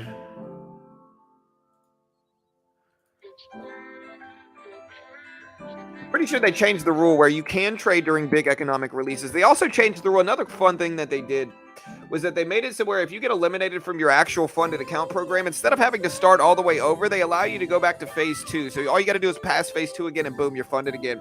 And if you haven't checked out Top Step, guys, we got 30 minutes before this data releases. If you haven't checked out Top Step is the easiest way to trade the market during these big data releases. And so again, let's take a look. If you look at this, right, here's the E-mini on the middle. Right, here's the E-mini on the middle. If you look at the SPY on the left and the E-mini in the middle, it's the same exact price action. So it's the same exact price action here as here. The futures market is actually a little bit more liquid than the stock market as well. But you can trade this middle one here just like the SPY. So you can trade the SPY and play off of these big economic releases and react to them. At least I don't know if you should get in before, but you can react to them. With no PDT restrictions, instant settlement, shorting ability in the futures market. The futures market is the easiest way to get around the PDT. There are no PDT restrictions, and it's essentially like trading stocks. You can buy market, buy bid, sell ask. No PDT. You could short, go long with a margin account.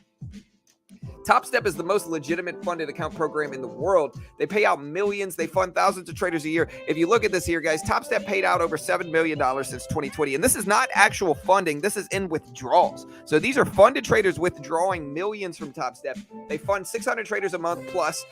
Over 10 years they've been around. It takes a minimum of 8 days to get funded in 7 hours. And the base one's pretty cheap. The ratio is reasonable. $3,000 in profit without losing over $2,000 total for only $130 something a month is very cheap. And again, I think this is good for traders because I think it's going to allow them to have a middle ground to trade. But yeah, if you want to trade Top Step, they are a sponsor of my video. I'm certainly biased in their favor. Here's the link. Check it out. Great way to help support your boy here. I'll pin it to the top of the page.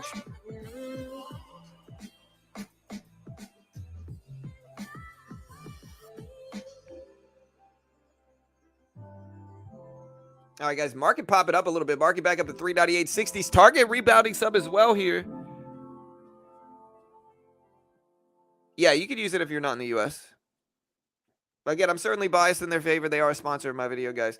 But yeah, they Top Step funds thousands of traders a year in I think it's 140 plus countries.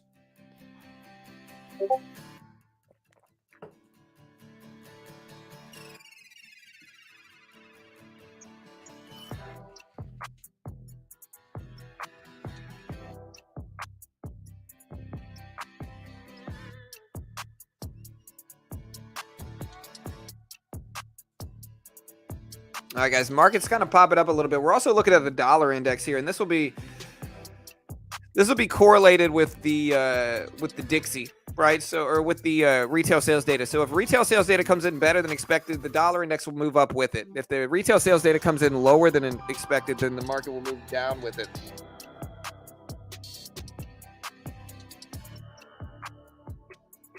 We did a Polish inflation data, came in at 11% versus 11.1% expected. So a little bit better inflationary data in Poland than initially expected here. A good report for bulls today would be if retail sales came in lower than expected. If we had lower than expected retail sales, that will probably evoke a positive response in markets. Probably. We don't know for sure, but probably.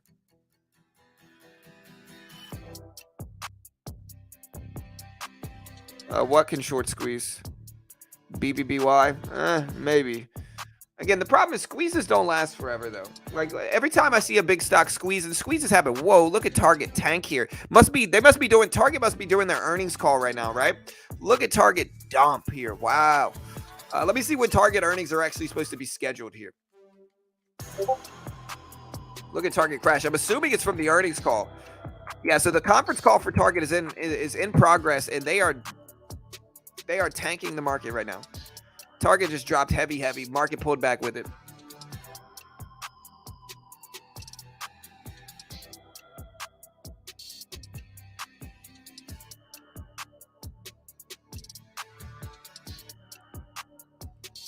So Genesis suspends withdrawals and originations in lending business, according to Bloomberg. So Genesis suspending their withdrawals and originations. I'm assuming Genesis is a crypto lender.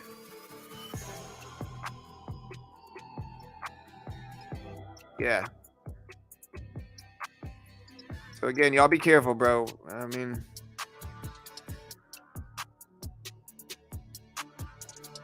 well, if retail sales come in low, life hacks, the market will probably go up. So we want the retail sales data to come in lower.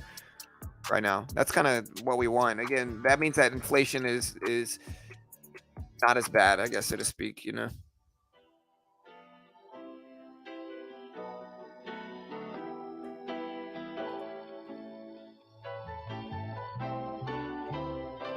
Also, guys, we are gonna throw it in sub only mode. I think we broke 92K already, but let me make sure. Yeah, we need 6 more to break 92K right now. We're gonna throw it in sub only mode and just make sure we get that catch. We got 27 minutes, guys. 27 minutes before the data is released. And so everybody now, we just put it in sub only mode. If you're a subscriber, announce yourself. Show us that you're supportive. We appreciate the love and support, guys. I understand. I guess what I'm trying to what I'm covering, Larry, is Target during their earnings call just had this big drop from 156, 157s basically, all the way down to 153, 152. And so, you know, Target dropped like $5 a share, which is not a small percentage. And again, you can kind of see the market turn with it. My guess is from the earnings call.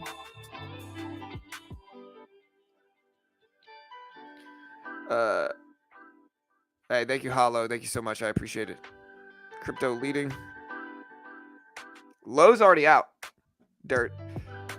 Dierte. Lowe's already out. So Lowe's came in at. Lowe's missed, I'm pretty sure, on both metrics. No. Lowe's was mixed. Lowe's had mixed results. Here's the Lowe's numbers.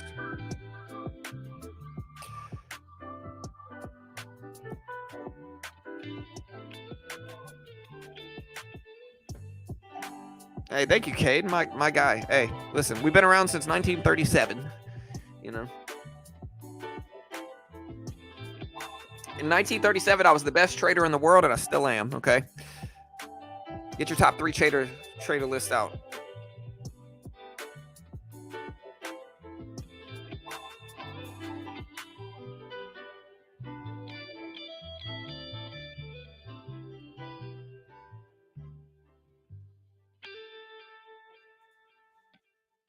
All right, guys, looking at our polls here. We got a few polls going on. Bears have 60% of the votes on retail sales Twitter poll. Bulls have 40%. And so Bulls and Bears kind of split here. Looking at our actual YouTube numbers here.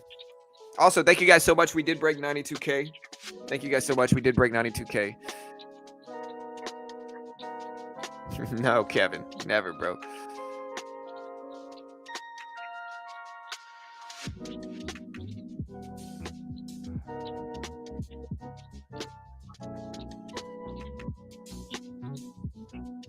Who's Tyler? Is there a Tyler I missed in chat?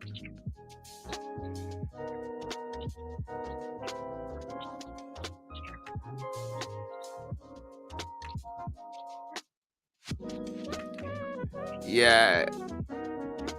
Bed Bath & Beyond, I'm just kind of skeptical on it. Target says it has lost over $400 million so far this year due to an increase in shoplifting and organized crime, organized retail crime. I'm telling you, bro, like Target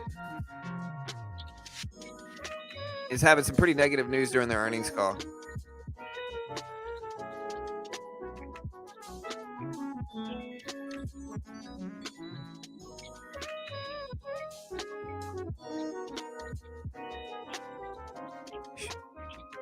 Yeah. Well, no, a lower than expected retail data. My guess, Dirt, and again, we can see, we can wait to see. But my guess here, team, is that if we come in higher than expected for retail sales, the market's going to go down. If we come in lower than expected for retail sales, the market will probably go up. Again, I might be wrong. What do you guys think? Do you guys think we're going to get an inverse relationship or a positive correlation? What do you guys think? I think we're going to get an inverse relationship here. I think if we come in higher than expected for retail sales, I think the market's going to go down. I think vice versa. I think if we come in lower than expected, the market's going to go up. But maybe I'm wrong.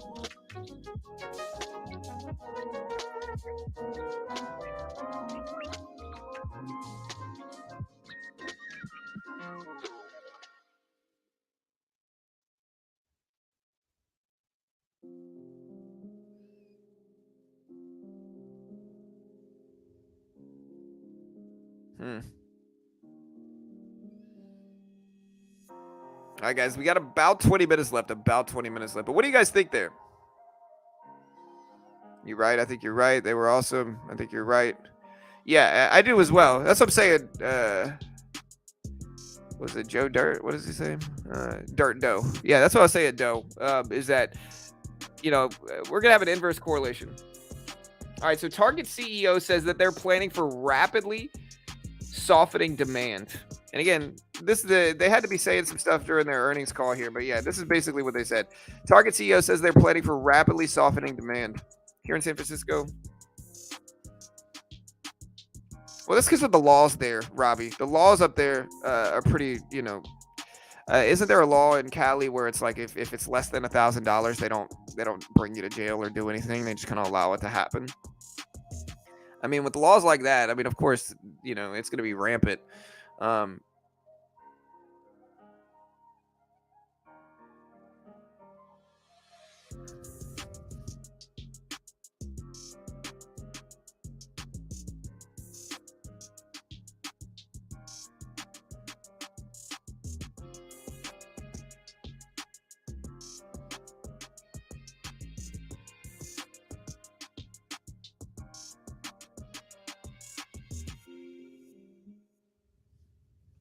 all right, guys. So again, Target having some pretty bearish, pessimistic signs coming out. Again, Target CEO says it's planning for rapidly softening demand here.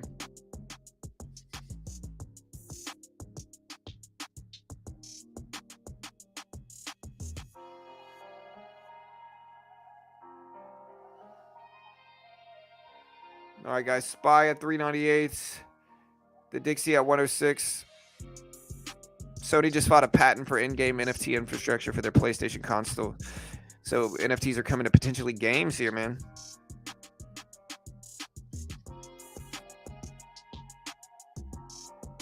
All right, so Michael Lewis here, guys. Here's the thing. Michael Lewis, who's the writer behind The Big Short, has been traveling with Sam Bankman-Fried for the last 6 months and is writing his next book on the FTX founder.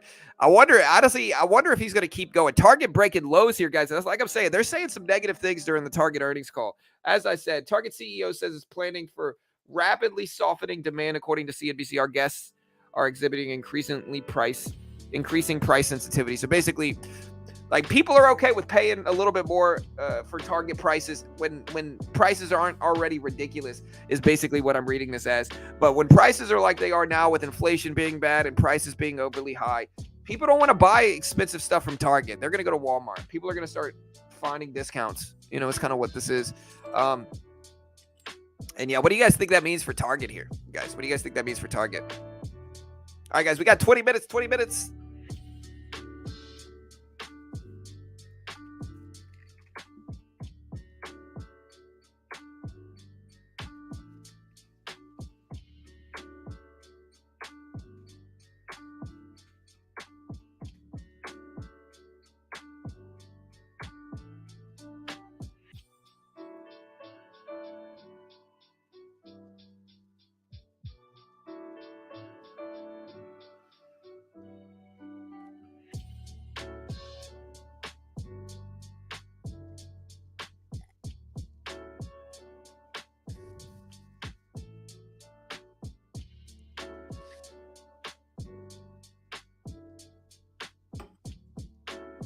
Hey, yeah, thank you guys so much. We did break 92,000, guys. 92K. We did break it. Let's get 700 plus today here.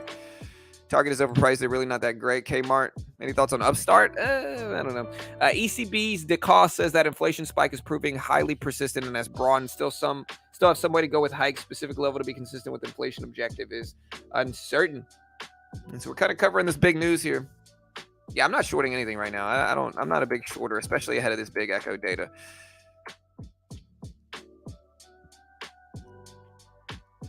All right, the Dixie moving up. The dollar index is coming down again. Here's the. I'm gonna put this up like this.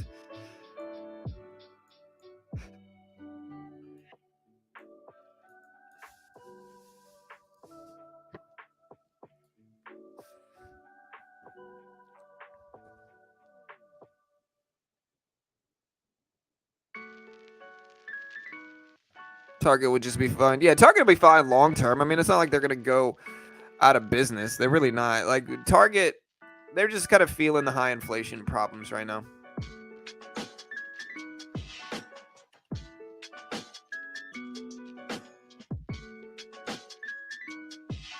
All right, guys, 15 minutes.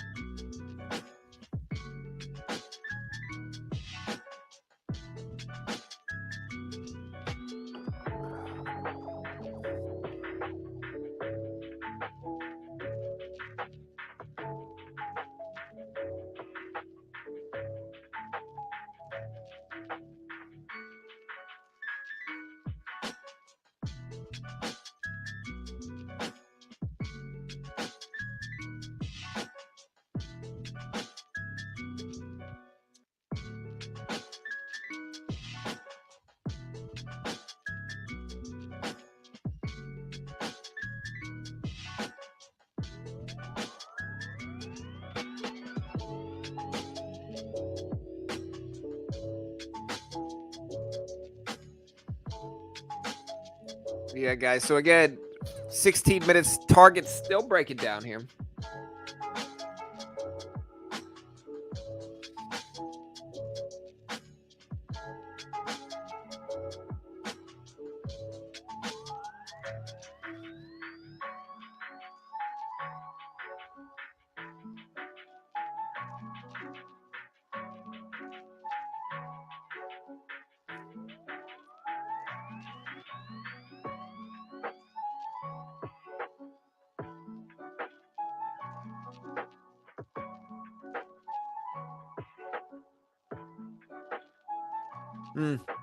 All right, guys.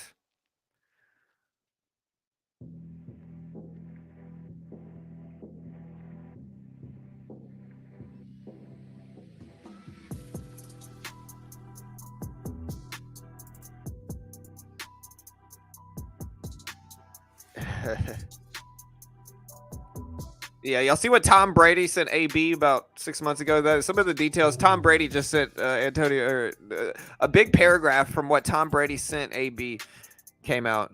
Canadian housing starts annualized came in at 267.1K versus 270K expected here.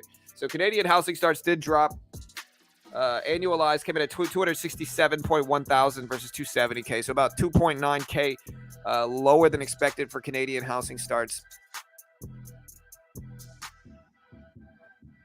It's retail sales. I didn't get the heater yet. The heater didn't come in yet. They pushed it back, unfortunately.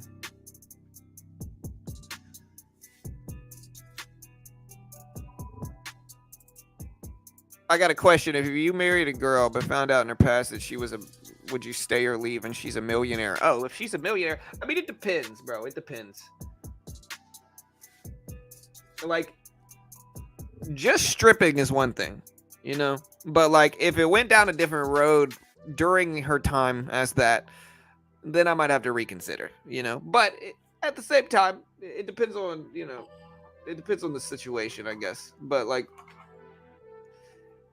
very rarely do they... I'm going to tread lightly with this conversation. It would depend. It depends on if it was just that. If it was just stripping, that's fine. If it went in a little bit more stuff, I'm getting out of there, you know. All right, guys. Target popped up big. Look at Target pop up. Canadian housing starts. Housing starts came in. Again, Canadian housing starts came in. Housing starts measure the change in the quantity of new residential buildings upon which construction began over the reported month. And so, again, Target popped up to 153.20s here. We got 13 minutes. 13 minutes, guys.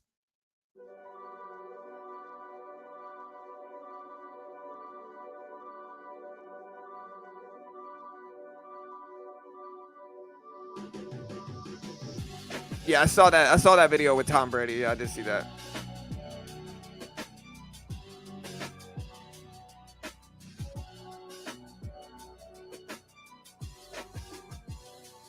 It depends on the age too. It really depends. Like I'm okay with like.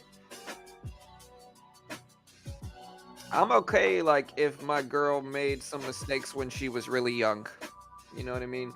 But like if they did that consistently into like deep into adulthood, that's a different story. That's consistently bad decisions. And so in that regard, me personally, I'd probably just be like, nah. But it depends, you know. A little bit more nuance to it. All right, guys, it's 13 minutes, guys. 13 minutes. Right, 100% right. No, that's exactly kind of what I'm thinking. Target just broke lows again, down to 152.30. It's kind of chopping back and forth. The SPY all the way down to 398s roughly, right around 398s. I'm not really trading Target. Would you marry an old lady with a 30-year age difference for $1 billion? If I wasn't married to Carol, oh, for sure. $1 billion with a B? No prenup? Oh, dude, I'm getting in there, you know? But that's as long as I wasn't with Carol. $1 billion could solve a lot of problems. Okay, that's all I'm saying. You know, $1 billion heals all wounds, so to speak.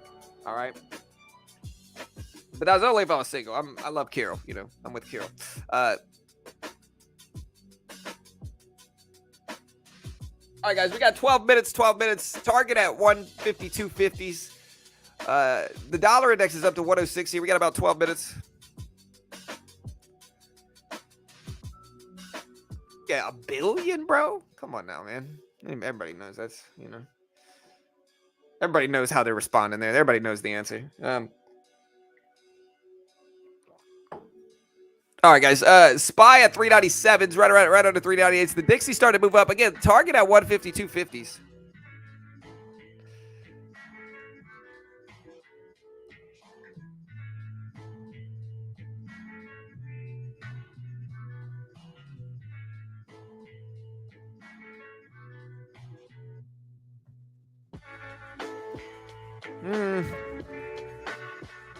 For $1 billion, bro.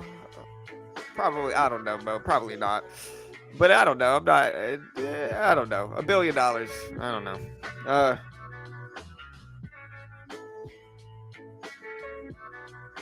What'd you get with Kathy Woods?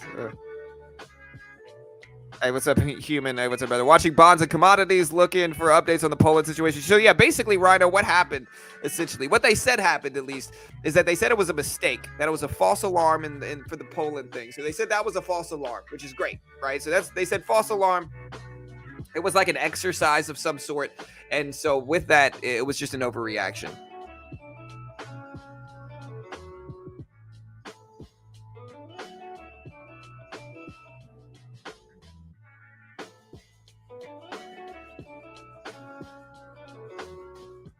Yeah, guys, we're focusing on the data here, guys. We got the retail sales data. Again, it's going to be one thing where we get higher than expected retail sales. The big one is core retail sales as well. So core retail sales is going to be the big one that a lot of people are watching, right? Core retail sales is going to be a true judge of spending because people have to buy gas and food regardless, right? That's not really going to change much.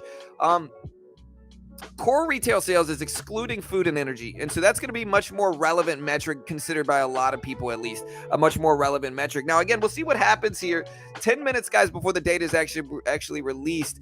But yeah, again, it's going to be considered by a lot of people to be the much more important metric is core retail sales. And again, core retail sales are expected to come in at core retail sales expected to come in at 0.4%. 0.4% month over month for core retail sales. Last time was 0.1%. We come in under 0.4%. I think that's going to evoke a positive, strong reaction in stocks, a negative reaction in the Dixie, the dollar index. Base retail sales year over year, or base retail sales month over month is expected to come in at 1%. Core retail sales is expected to come in at 0.4%. Import-export prices, export price index is expected to come in at minus 0.4. Import price index is expected to come in at minus 0.4. Less is worse, I think, for import exports, but I'm a little bit less experienced with import export prices. More so, I'm focusing on retail sales today. And again, retail sales data is expected to come in at 1% month over month, 0.4% for core retail sales month over month. That's the most important data that's coming out today is the retail sales drop. And again, that drops in about 9 minutes exactly.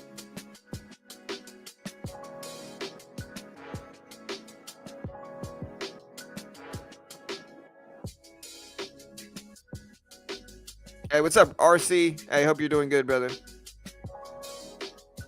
It's retail sales.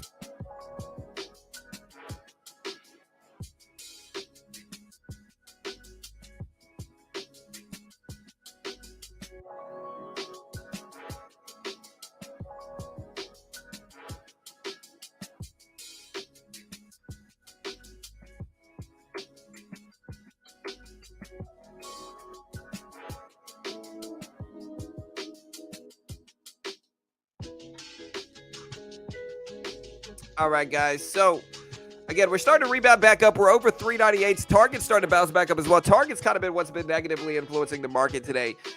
By far, it's been mostly Target specifically here. So, again, we'll see if we can keep it up. We'll see if we continue here.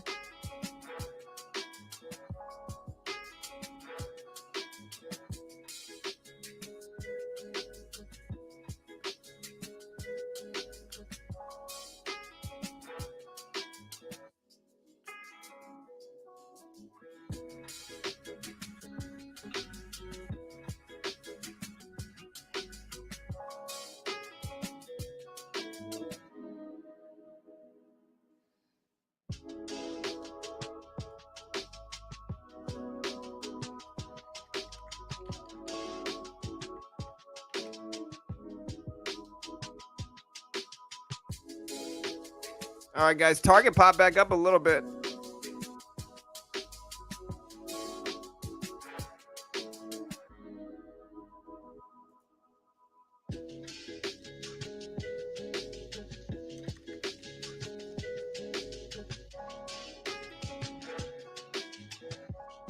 All right, guys. Target popping up a little bit.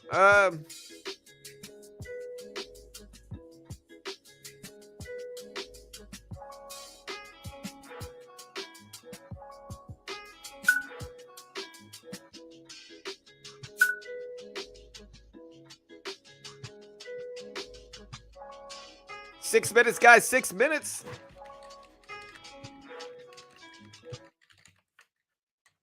All right. Love you. Hanging with my nomies. Love you. Have a good day. All right, guys. Retail sales data comes out today, guys. Y'all be ready. If you haven't already, hit the sub button, hit the notification bell. We got almost 1,000 people here. Does higher retail sales data take rising prices into account? Yes. That's the whole point. That's why it's relevant to this inflationary market right now. All right, but yeah, Genesis 2.8 billion crypto lending unit halts withdrawals.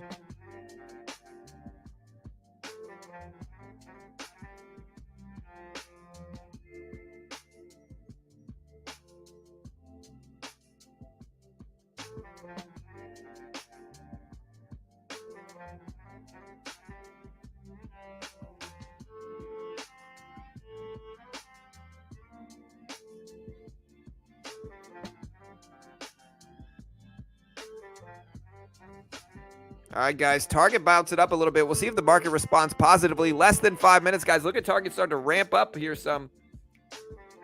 Big move on Target here, guys. So, I mean, it looks bigger than it is, actually, but still somewhat of a move.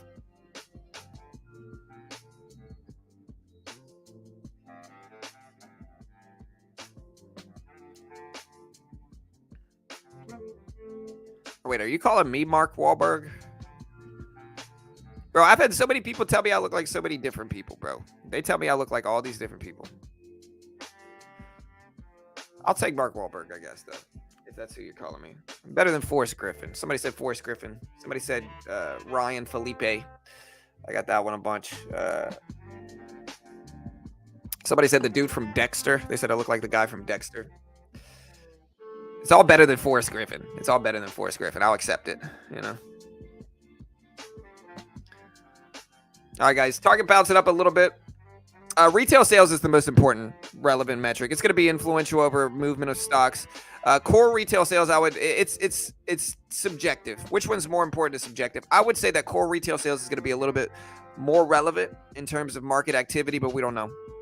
Chat, what do you guys think? Which one's bigger, core retail sales or basic retail sales? And again, let's get ready, guys. 3 minutes.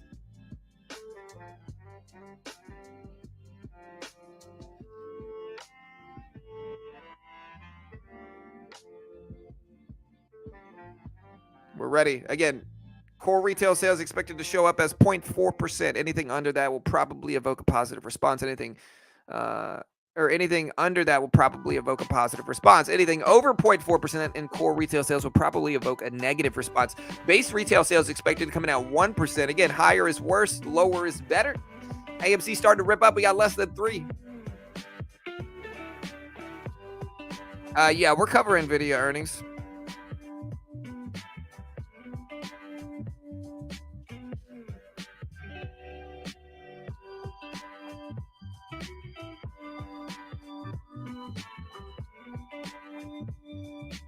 Yeah, regular core retail sales probably a little bit better.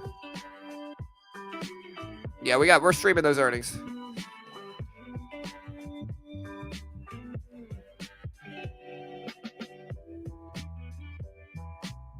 Yeah, higher data is worse. Lower data is better, guys. Higher data is worse. Lower data is better.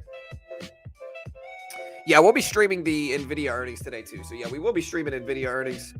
We will be covering that live here like we always do. So yeah, we'll cover that. All right, guys, 2 minutes.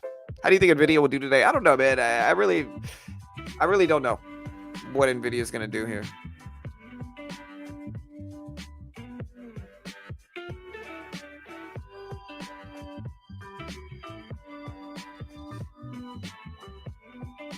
All right, team. Yeah, so again, SPY at 398.04s.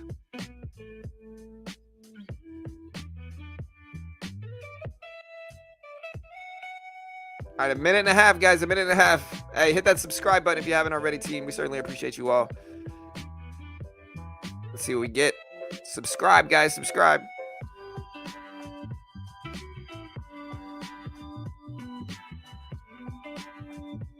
We got about 1,000 people here.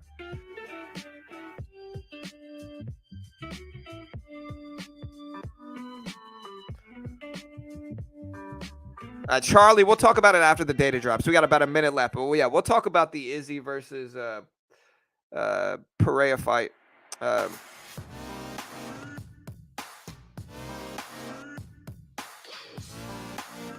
We'll cover both, Standard. We'll cover both. Less than a minute, guys. 50 seconds.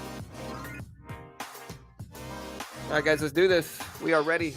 We're waiting. All right, guys. Again, we're going to report the number as soon as it comes out. We got 30 seconds. 30 seconds. SPY is on the left side, so you'll be able to see the market reaction on the left side chart. Dixie is in the middle, target on the right.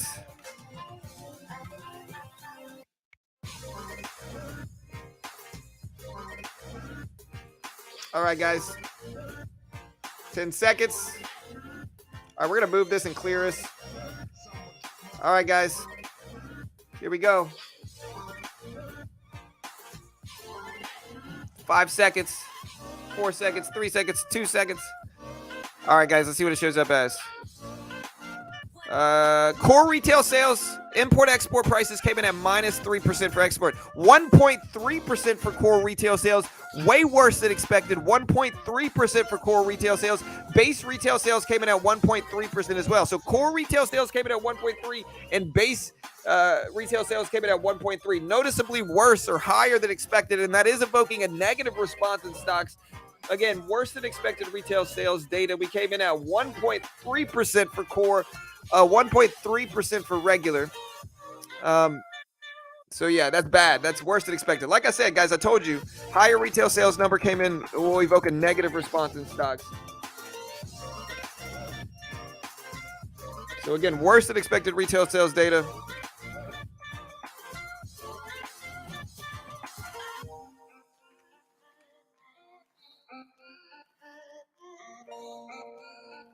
Here's the data on screen. So yeah, core retail sales came in at 1.3 versus 0.4% expected. Previous with 0.1%. Base retail sales came in at 1.3% as well. Expected 1%. And so noticeably worse than expected retail sales data. We did get import-export prices month over month that dropped a little bit less than expected. So export prices came in a little bit better than expected. We'll put those stuff up on screen so you guys can see it. But this is a negative thing. Canada CPI came in at 6.2% versus 6% expected. So higher CPI in Canada too.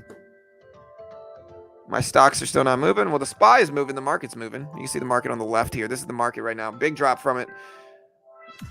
Again, let's see if it holds the Dixie. You can see the Dixie pop up as well. But yeah, I told you guys what kind of reaction we were going to get here. Like when we get a, it's one of those things where when we get a higher than expected number here, it means it's bad for inflation. Right, so higher than expected retail sales data is bad for inflation. Although we are starting to reverse here back up. So we're back up to 397.60s. In hindsight, we're kind of neutral at this point in time, but we did move some. What do you guys think? Good or bad? All right, guys, we just kind of rebounded all the way back up here. So market just flew back up. We're at 398.30s here, 398.30s. Yeah, I'm looking at the rest of the data come in here. I'm looking at the rest of the data that just dropped here. So again, import price index came in at minus 0.2%, so that's good. Retail control came in at 0.7%. Retail sales, excluding gas, came in at 0.9% versus 0.2% expected. So core retail sales came in at 0.9% versus 0.2% expected. So yeah, 1.3 versus 0.4% for core. Again, Dixie started to reverse here. And this is all great. This is what we want. Good retail sales it means more spending.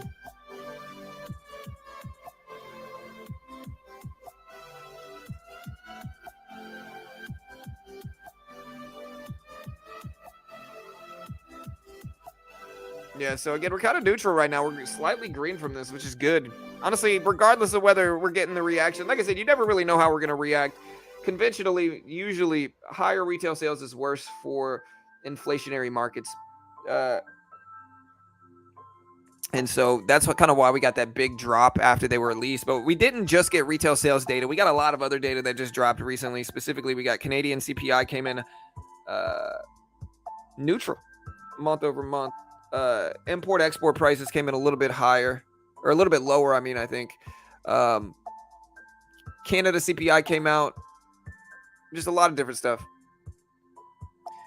It's a little bit more nuanced than that, Matt. Like I said, generally, conventionally, you want to see higher retail sales numbers. It means better for the economy. But right now in this inflationary market, higher retail sales is usually going to be interpreted as a bad thing because it means more people are spending money. And so with that, we had higher than expected core and regular retail sales. And with that, we have had a negative response in markets. We tried to rebound back up, but you can see the first response was negative, pretty negative. We dropped from 398 all the way down to 396.50s, and then we popped up some, and now we're kind of coming back down. But I do think it's better. It's neutral, which is good. It's kind of what we want. Like, we don't want to see some big bear response. At least most people don't.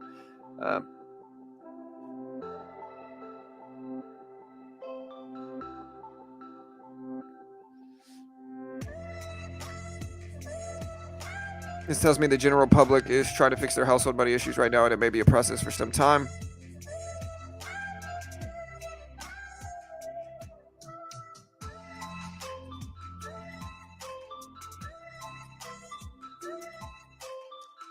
All right, guys, 397.60s here. So again, we're slightly red. As I told you guys, like, higher numbers is going to be interpreted as negative. I'm not saying I agree with it. I'm just saying, like, when inflation is bad, higher retail sales numbers are usually going to be seen as bad, and that's kind of what we've gotten so far. Now we're still pretty neutral. We're red, but we're not super red. Like, it could be a lot worse. Target's starting to rebound too here. Look at Target starting to bounce back up. The Dixie is kind of consolidating around highs here, and so usually there's an inverse correlation where if the Dixie's really strong, the market is weak. But again, we're still pretty neutral. It's not the worst thing ever, and I hope we go up. I truly do. I hope we go up.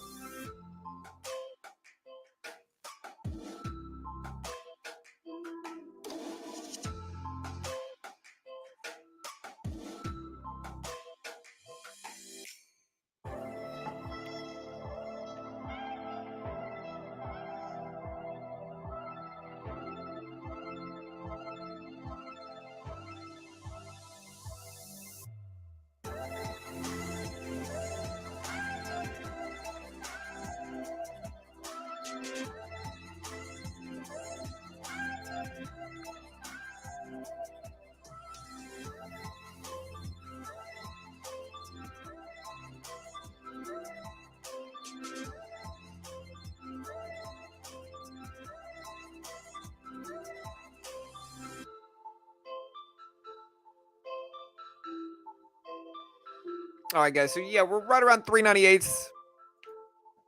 Also, guys, y'all check out Top Step. Top Step is the most legitimate funded account program in the world. And so if you want to try to get funded in the futures market and play these Echo releases, if you look at the E-mini in the middle, they're the same exact price action. Look, big drop, sideways consolidation action. Big drop, sideways consolidation action. This middle side, you can trade without PDT restrictions. A lot of people try to trade penny stocks, but you can trade the futures market with no PDT restrictions. And Top Step is a funded account program. So they give you a demo and they test you. And if you can hit their profit target while following their rules and pass both phases, then they fund you the same amount as the demo. The base one's $50K. So if you pass that, you get $50,000 in funding with a 90% profit split. And the top package is the $150K package. The base one is only $130 something a month. It helps you become a better trader. It truly does. It helps you follow rules. You have some pressure on you to succeed, but not the full extent of risking thousands in a real account, right? So it's a great middle ground for traders if you want to test yourself and become a better trader. They are a sponsor of my video. And so if you want to check them out, I'll post this link. You can get 20% off if you check out the link. Great way to help support your boy in this channel here. Hey, what's up, dude? How you doing, buddy? What you doing, man? You ready to go to school? All right, love you, buddy. All right? All right, love you, man. All right, be safe at school, bud. Yeah, just make sure your mom gives you some medicine, okay? He gives you your antibiotic today, all right, bud? All right, love you, man. Love you, buddy. All right. All right, guys, but yeah. Yeah, DWAC is moving on the 24 election announcement. All right, look, markets started to come back up. Again, regardless of what my thesis was prior to this, I want to see the market go up. I really do, you know. Right now, we're mostly neutral, which I think is a W right now. I think that's a win.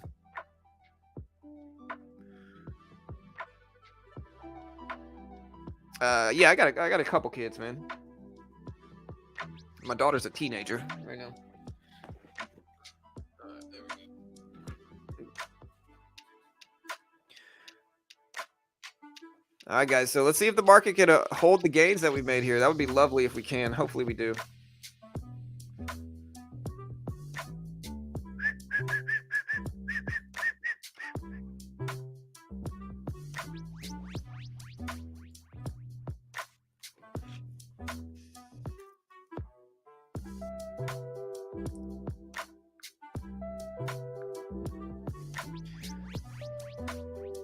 All right, guys, bear with me here. Guys, bear with me. I'm trying to get logged in. There we go. We're logged in. I'm trying to get logged into my quant tower, but for whatever reason. All right, market's starting to bounce back here. We're starting to pop back up.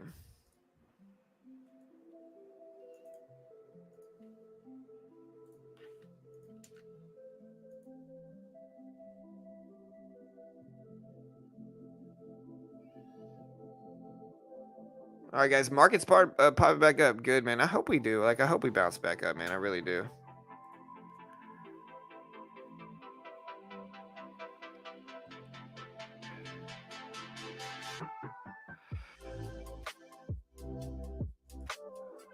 Like, I hope we rebound back up here. I truly do.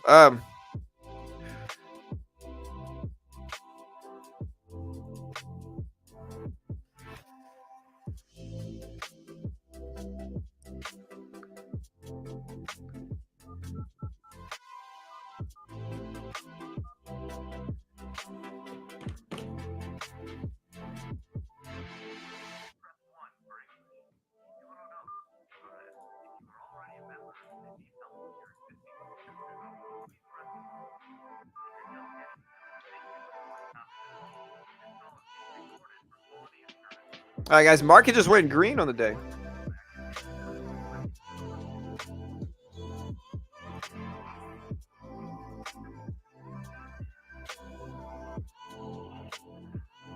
All right, guys. So, yeah, I hope we get a Santa Claus rally. I hope we do. Market going green on the day. All right, guys. Again, we'll see if is PPI good for market. So PPI came out yesterday. That's the producer price index. That's inflationary data and problems. Yeah, so if we look at the dollar index, I'm sure it's dropping right now, right? Yeah, so the Dixie is dropping down here, which is good. That's what we want. And hopefully it continues. I did say consumer numbers would be better than expected and weakness would be a buying opportunity. Let's go. Again, markets, it's one of those things where most of the time people are going to interpret retail sales as a negative thing. And that's why we got like this big negative reaction here. At least conventionally, or not conventionally, at least over the last couple months, that's what it's meant, is that higher retail sales numbers leads to a negative reaction. Again, mostly due to inflationary problems.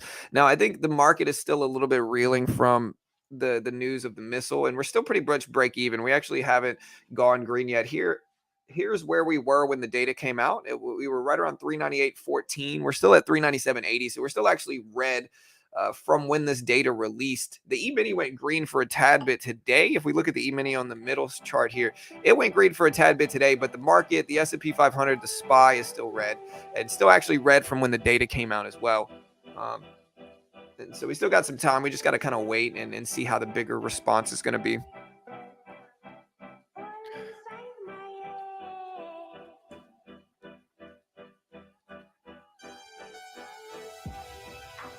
Yeah, maybe y'all are right. Yeah, they do. And again, if you want to check out Top Step, great way to help get around the PDT rule. And again, people see this like a lot of demo accounts cost a couple $100, right? Top Step, it's not just a demo account. Like, it's a true test, and it truly helps your trading, to be honest. That's what a lot of people don't understand about it. Like, this challenge makes you a better trader. Like, having to follow rules and staying disciplined is going to condition you to be a better trader. And so to be able to do that, have some pressure to succeed, but not the full extent of like a live count. Like, you try to put up the same amount in your own account without needing Top Step, a lot of new traders are going to lose thousands and thousands of dollars. And so it's a great middle ground to get your feet wet in the futures market, which again has no PDT restrictions, but it's not the full extent of like risking thousands yourself, right? So it's a great middle ground for traders.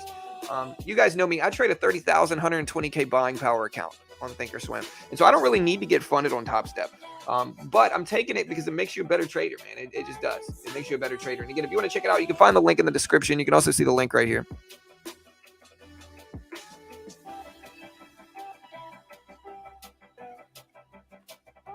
Hello?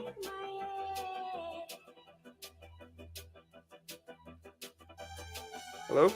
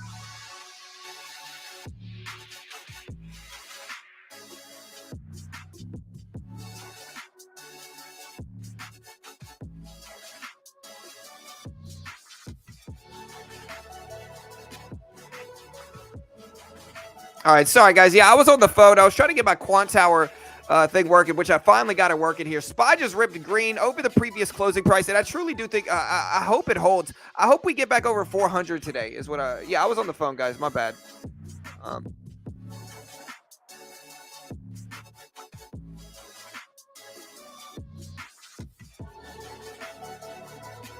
yeah, June. I don't. Again, I'm not really super political. I'm not gonna let my trading. I'm not gonna. I'll put it this way. I dislike the realm of politics. I'm certainly like, okay. One of the things that I thought the AMC traders did wrong is they tried to be moral traders. Like they tried to trade for moral reasons. Like, yeah, we gotta punish the hedge fund. It's not about the money. Of course, it's about the money. Oh, if somebody along the way has convinced you that trading is not about money, you are getting brainwashed. Trading is 100% about money. Like that's what you do here. Your goal is to make money. And so in that regard, just listen. Y'all can y'all can trade based off of who you want to win or whatever. I'm ignoring all that here. Like even if you wanted that, like you're not going to put a dent in his finances regardless, you know. And again, I don't really, like him per se, but like it doesn't matter either way. I'm not trading off of a moral basis. And again, if you find yourself in that position where you're telling people it's not about the money, you're getting misled.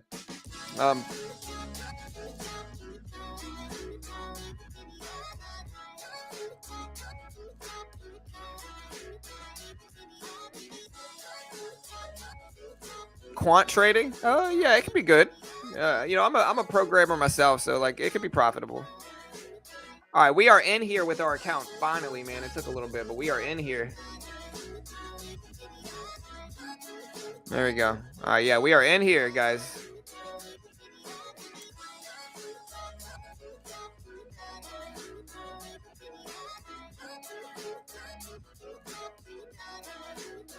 Yeah, for sure. We already had a lot of negative stuff priced in.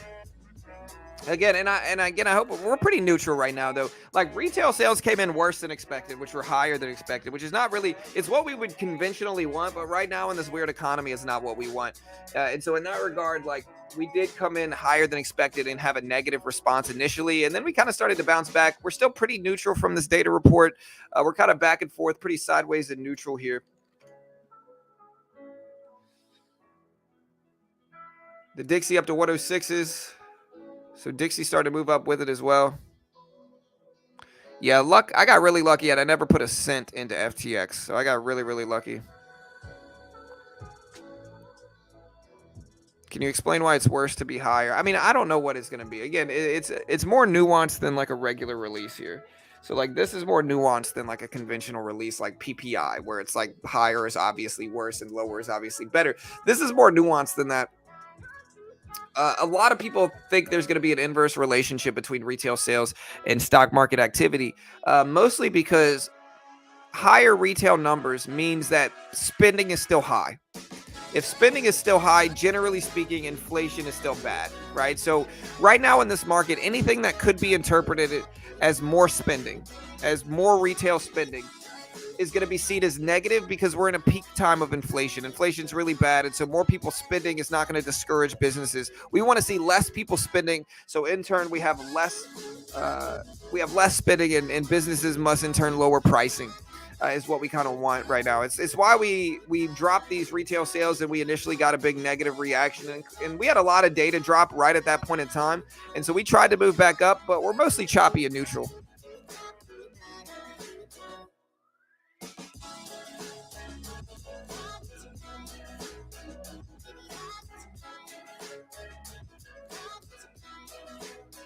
trading is about money? Might be. Just a little bit. All right, guys. So trading is definitely about the money to a certain extent. Now, again, my point is like traders get pulled in a lot of different directions. They get pulled into trading for moral reasons, like, hey, it's not about the money, it's about the movement of AMC. No, it's about the money, bro. Like people think, like, the problem with AMC is that, again, here's the real problem. And again, I've been trading for longer than your favorite AMC YouTuber, almost certainly. Okay, like regardless of what they say, I've probably been trading longer than they have. All right, and this is the thing that you truly have to understand regarding AMC is that squeezes don't last forever, and hedge funds are not stupid. Hedge funds are the smartest people in the world, bro. Like the really smart people, they're going to go to college and they're going to become one of two things. They're going to become an engineer, whether that's software engineer, geographic engineer, whatever.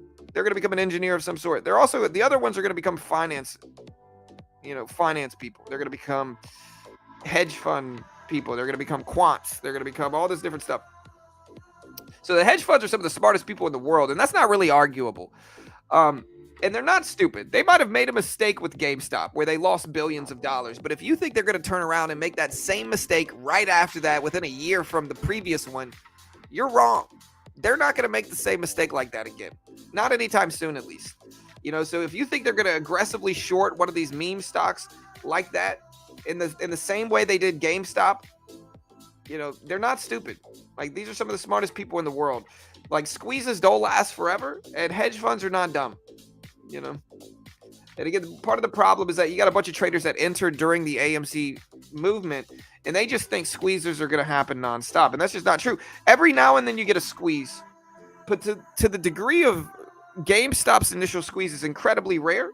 That was the largest short squeeze in history, and it's not the hedge funds are not going to make that same mistake again anytime soon, in my opinion.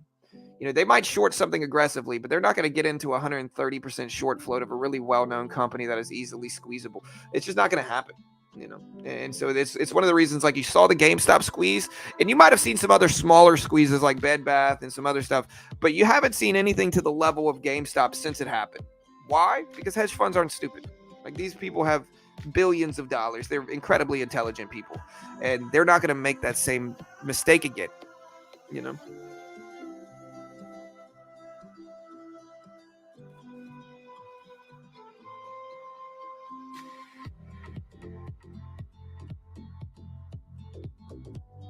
Well, I mean, regardless of whether they're smart or dumb is going to be subjective argument here. What's more important, though, is that has a big squeeze like GameStop happened since? No, it hasn't. Right? It's been years. The AMC YouTubers told people it would. They told people AMC was going to hit 1,000. They told people it was going to hit all these obscene numbers and to buy and all this stuff. And now what are those AMC YouTubers doing? Right?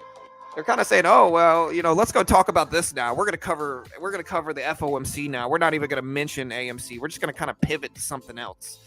Don't bring up AMC to them. Like, they don't want to talk about it because they know. Everybody like me that was sitting here saying, hey, it's not going to happen, was right. And so instead, what do? They pivot to something else. Now, it might happen sometime in the future, but it's not going to be anytime soon, I don't think. HKD was a little bit different. HKD wasn't really a squeeze. HKD was a pump, is what HKD was. HKD was a pump from overseas. And so it was different. It wasn't the same thing as GameStop. GameStop was a very well-known company that was aggressively shorted by a lot of different hedge funds. HKD was more so manipulation than a short squeeze like that. Target just broke lows. Market started to break down, as we suggested it might.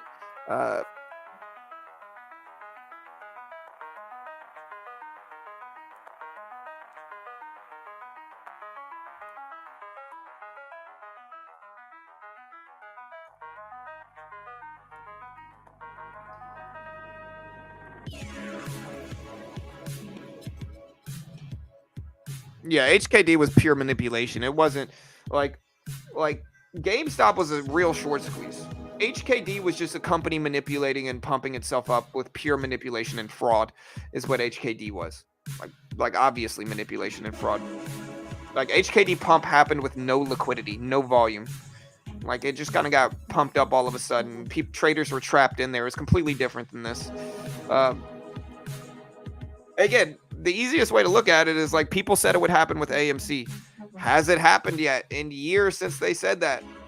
You know, and of course they're going to blame it on all this other stuff, but like there's only one binary way to look at it. Has it happened or has it not? It hasn't happened yet. All right, guys, we got about 30 minutes. 30 minutes. Target breaking lows again. SPY breaking down to 397s.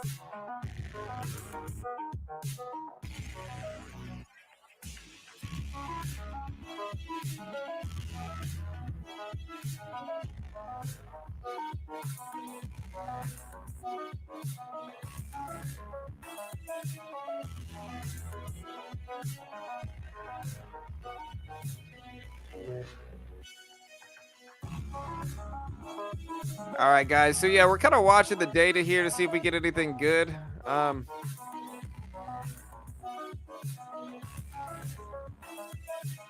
What we're also going to use today is Chart Prime. Now, Chart Prime is a trading view indicator service, and they are a sponsor of my video, but they're super useful, man. They're really, really useful, man. If you look at Chart Prime, and they are a sponsor of my video, so I'm going to preface with that.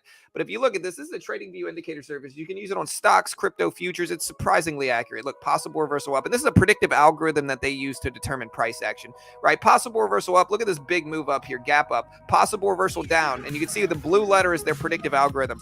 We get a drop over the next 10 minutes. Possible reversal up here. What do we get? We get a bounce over the next 5 to 10 minutes. Again, possible reversal up. What do we get? We get a bounce over the next 5 to 10 minutes. Possible reversal up here again. What do we get? We get a bounce over the next 5 minutes. And so you could use these to identify short-term momentum on a 1 minute, 5 minute, 10 minute, 20 minute, 30 minute basis. Plus, you could use it in stocks, crypto, futures as well. And when you combine it with their candlestick patterns, which are incredibly useful, you can kind of see, you can use these candlestick identifiers to predict tops and bottoms as well. Again, when you find two mixed together, you get a really nice follow through. So here's a bullish engulfing and a possible reversal up. We get a bounce over 1, 2, 3, 4, 5, 6, 7, 8, 9, 10 minute bounce. And you can use this consistently here. If we keep scrolling, a lot of ways to use this in stocks. I love using it to predict tops and bottoms, especially their candlestick indicators. If you look at this here, you can use it very easily to predict tops and bottoms. Here's a bottom. Boom, bounce. Possible reversal down. Boom, we get a drop. And so again, you can use this in trading. If you want to check it out, it's called Chart Prime. They are a sponsor of my video. Great way to help support the channel here. I'll put the link on screen. Again, they are a sponsor of mine, guys, so we appreciate the love and support. Here's the link. Check it out. You can also find the link in the description as well. Redbox is a prime example of why a squeeze like GameStop won't happen like that again soon. The call options were taken away for Redbox. Yeah, I mean, it's one of those things where it's just less likely. Yeah, again, AMC's never going to hit 100K. It's just not going to happen.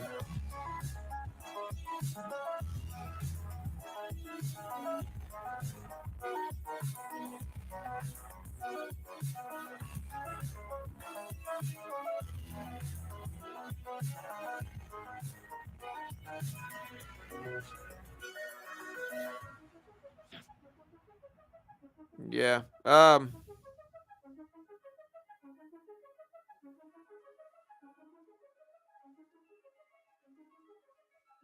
Also on Nvidia. Yeah, we're gonna be covering Nvidia. Hey, thank you, Underground. I appreciate you, brother. Thank you, man. Yeah, I mean, again, the problem with AMC, and again, I've been a broken record about AMC for years and years and years now. I really have. Like, anybody that's been watching the stream regularly, you know I've said what I'm about to say hundreds of times at this point in time, hundreds of times. The problem with AMC is simple. The float is too large, and the short float is too small to be a parabolic squeeze. Okay? I'll explain how. The float of AMC is hundreds of millions of shares. It's like 500 plus million. The short float is really only hovers around 20%. Now, I'm not saying 20% of the short float is not big, but is it parabolic GameStop squeeze big? Of course not. Like it's simply too diluted to squeeze in a parabolic way. That's the reality. The float is too large. They have diluted themselves too much to have some big price squeeze. Like the larger the float, the smaller the range. The larger the float, the harder it is to make big range moves, right? And so when your float is 500 plus million, it's going to be really hard to get you to make some big parabolic squeeze. Now, you might squeeze up some, and I think if AMC has something going for it, it's the size of their following. AMC's following is massive. And so if they have something going for it, when AMC gets really, really cheap, I think you can have a thesis about objective value there because it's just so cheap. You know, if AMC is, again, you can have a thesis about objective value if AMC gets cheap with the thesis of, hey, it's so cheap right now and the following is so large, they're going to support the stock. It's going to bounce back, right? Reasonable thesis, I think. Still, I don't think it's ever going to make a big parabolic squeeze like people are acting like. Like, I just don't think it's going to go up to over 100. I made a bet with AMC traders back when the AMC squeeze happened. I told them if AMC broke $100, I would get an AMC tattoo. I was that confident AMC would not break 100. And so in hindsight, I was very much correct, and AMC never broke 100, and I never had to get my AMC tattoo, luckily, you know. But that's how confident I was. Is I just knew it wouldn't happen. Yeah. Hey, thank you, love. Yeah, Gemini shutting down withdrawals. Hey, thank you, Spac. Hey, thank you, brother. I appreciate it. Yeah, I was a little nervous at 70 grape, 100%. I mean, honestly, I looked at it from a marketer's perspective. I understood, like, look, I understood it's like, look, if I have to get an AMC tattoo, it'd probably be pretty good for marketing. You know, whether people are making fun of me or not, it'd still be pretty good. I'd probably get some views, you know, when I posted about it. And so I looked at it from a marketer's perspective, like, hey, if AMC breaks it, I'll get a tattoo. I'll put it on Twitter. It'll probably go viral to a certain extent, you know. But I didn't want one. I definitely didn't want one. Anyways, markets testing lows, consolidating, looking a little bit weaker here. The Dixie's back up to 106. Target at 151s. Hey, nice food. I made money on AMC as well. I made money on AMC and Dogecoin. All right, so if you guys remember, if you guys have been around the channel long enough, we used to sell push-ups, right? We'd sell $1 a push-up. We'd sell, you know, we'd sell $1 a push-up. Capitalism thriving here. But yeah, we used to sell push-ups. I would sell them for $1 a push-up, you know. And so one time I had $600+ in donations, and I had to do 600 push-ups, and I did it. I sat there until like 1 p.m. doing push-ups on stream. But I did my 600 push-ups. Still, we traded AMC and made a ton of money on it. We made a lot of money on AMC. We made a lot of money on Dogecoin as well. It was to the point where my mom, and I've said this before as well, my mom reached out to me and she was like, hey, John, should I buy Dogecoin? Should I buy Dogecoin? And Dogecoin was at like 60 something cents. And I said, no, Mom. Dogecoin, if you're just now hearing about Dogecoin, it's too late. It's not going to hold these gains. And so in hindsight, I saved my mom a bunch of money because she was about to buy Dogecoin, and I stopped her. But yeah, I made a bunch of money on Dogecoin. I rode Dogecoin from about 12.5 cents all the way up to like 65 cents, if I remember correctly. It was something like that. I made money on AMC as well. I sold AMC at like $65, or like $60. And so I made money on AMC also. But I guess the point I'm trying to make in all this is that, like, you're going to get pressured to never sell things. Like, you're going to have people like, don't sell, bro, don't sell. You know, they're going to make fun of you if you sell. They're going to try to shame you into not selling. If you're up dramatically in anything, you should sell. At least some of it, in my opinion. If you're up big in anything, taking profit is the smartest move that the smartest traders make. You know, you don't have to take the full profit, but protecting yourself by scaling out of the position a little bit is the smart thing that experienced, profitable traders do. The people telling you, like, there's nothing wrong with getting out. Like, crypto is a prime example right now. I'm pretty flat in all of crypto. Why am I flat in crypto? Because I understand that crypto might turn and go worse. And if crypto starts to make its bull run, I could re-enter the crypto market with very minimal miss-outs. Like, I could miss out on a very small amount of things by re-entering the crypto market. And so I don't have to sit on crypto and just sit on risk. And if it starts to make its bull run again, I can just jump right back in it. And I don't miss much in that regard, right? There's no reason to sit on risk unnecessarily. And I think that's what a lot of these AMC traders and just traders in general need to understand. No reason to sit on risk. Risk can destroy your account. You can jump in when the move starts and not miss out on much, right? But just by sitting on it can be, a sketchy thing.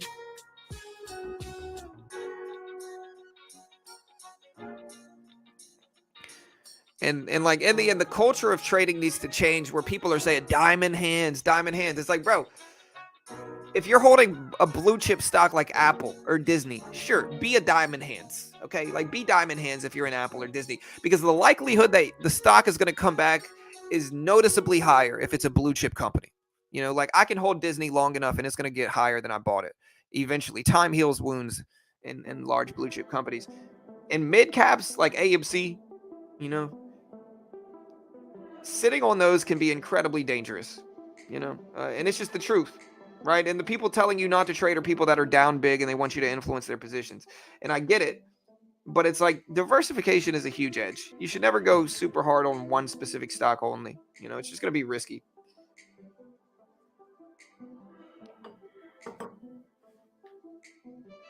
Sorry, retail sales results are right here.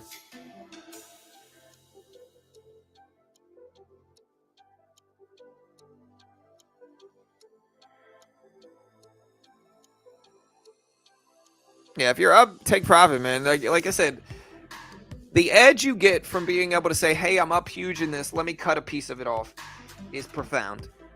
Like taking 50, 60, 70% off, and then you can be really loose with the rest, right? You're up 500%, you take, half of your position off, you're still going to have half of your position to make money on, but it's going to be safe, right? So even if it turns against you, you're still going to be fine. At the very worst, you're going to be breaking even there. And so that's what smart traders do. Diamond handsing is not really a thing. It never has been. It's something where smart traders, when they're up big in anything, is they take profit. Like risk management's always been king in trading, and diamond handsing, basically holding something and never intending to sell it, is silly. If it's a blue chip, fine, but like AMC, it's just hard. It's a hard bet. And I'm in AMC right now. I'm up at AMC, and I hope AMC goes up. I really do. I hope AMC goes up, but it might not. Yeah,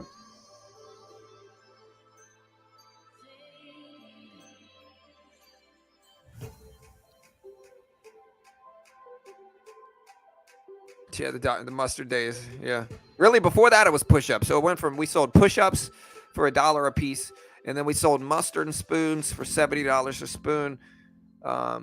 Because I hate mustard, and so I'd have to take a spoonful. I really do hate mustard. So we sold those, and then really we started growing enough to where the gimmick wore off, so to speak.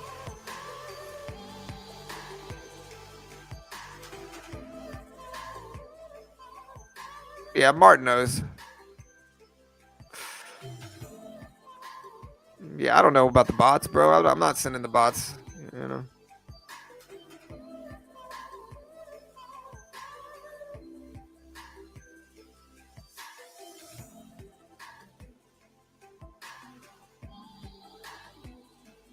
Yeah, it's been a crazy market lately. It really has, man. It's to the point where people are mad at other people for like the FTX debacle. Like there's a lot of YouTubers that promoted FTX apparently. And again, I never promoted FTX once. I never put money in FTX. I never worked with FTX or anything like that. Right? In that regard, like I don't think we should criticize the people promoting FTX that much. FTX was the third largest crypto exchange in the world. People don't have a crystal ball. People don't know the future. Nobody saw this coming. For anybody looking at it, FTX was strong. Nobody knew what that company was doing like that. And so criticizing just the affiliates of FTX who were sponsored or promoted by them, listen, I've had a lot of sponsors over the years. I'm sure some aren't doing great, and some might have turned out to be sketchy. And that's like a normal part of advertising anything. It happens. It really happens. But FTX was the third largest crypto exchange in the world. It was on literally Major League Baseball umpire shirts.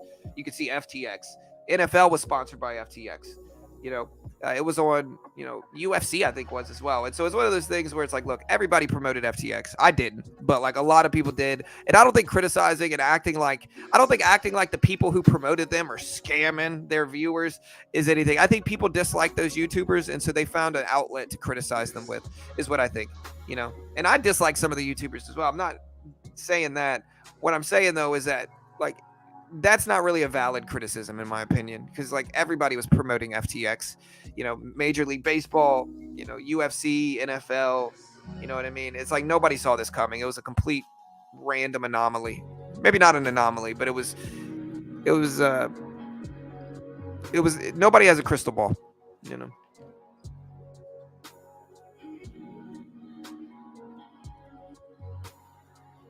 Well, they're a little bit more nuanced, Anthony.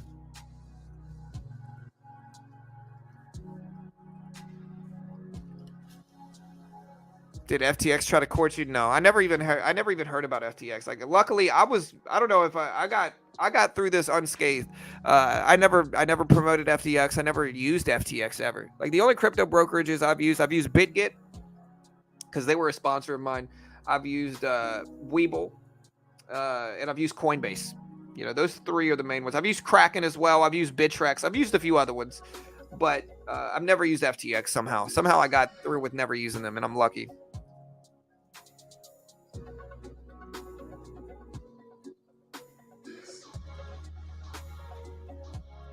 Sorry, you don't understand crypto exchanges. I mean, I understand crypto exchanges, but I mean, you could say the same thing about all of them, Manuel. You could say the same thing about all of them. You could say the same thing about FTX. You could say it about Coinbase. You could say it about Bittrex, Kraken. You could say it about all of them.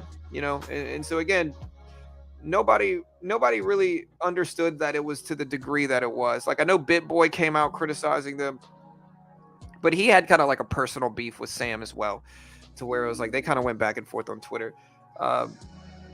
But yeah, I mean, I'll put it this way. If you see something on Major League Baseball umpire shirts, you can't really criticize the small guys for promoting them. Like, by all intents and purposes, it looks very legitimate for most people. You know what I mean? So it's like, sponsors are sponsors. You can't really knock the person that is the sponsoree, so to speak,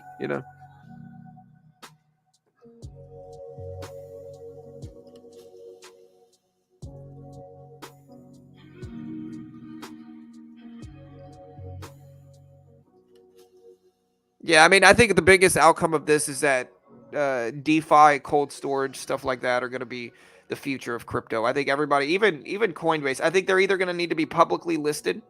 They're going to need to be publicly listed like Coinbase, to where they're going to get audited and all that stuff, or people are going to flock to DeFi, cold storage stuff. I think that's going to be a natural consequence of this. Yeah, I think centralized exchanges are going to go.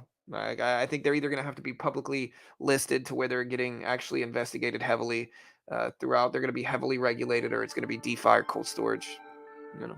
All right, guys, we're going to get ready to trade futures here. If you guys call me, I was really lucky, and so as a sponsored trader by Top Step, apparently the account that I was using yesterday wasn't the legitimate account I was supposed to be using, because I had to reset it, because like I told you guys, I did get eliminated for the first time. It's the first time I got eliminated in like a month and a half, but I just think I needed to be more aggressive, and I think I'm going to be more aggressive with these accounts. I don't know, but luckily, and again, I'm for transparent purposes, I'm telling you this because I think it was actually good, because I truly thought it was my real account yesterday, and I think you can probably see the nerves yesterday in my trading. So I truly thought it was my real account, and I got very, very lucky that it wasn't. And so I get to start fresh today, luckily, when I thought yesterday was my real account. But apparently I thought that when it reset that I would just keep my old account, but it would reset. Instead, as a sponsored trader, they wanted me to actually go ahead and use a different code and sign up to a different one. So, but all good. That means that I didn't take those losses yesterday, but we are scaling up. I think my plan today, guys,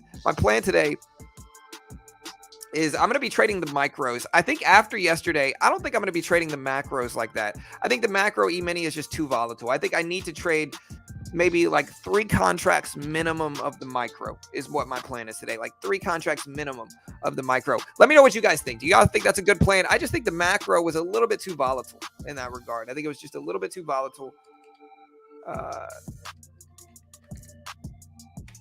So I'm going to be trading the micro right here. And hopefully this turns out well. We're gonna put the regular account up.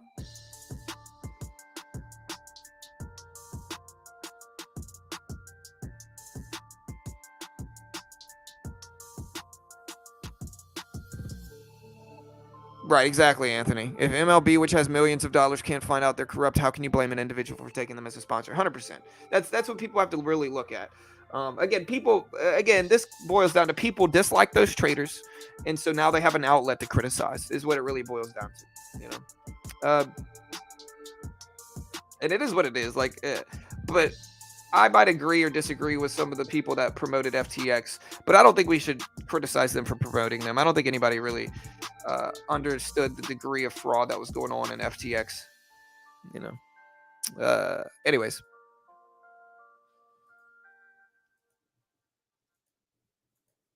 All right, guys, let's do this. There we go. So yeah, see the retail sales data came out.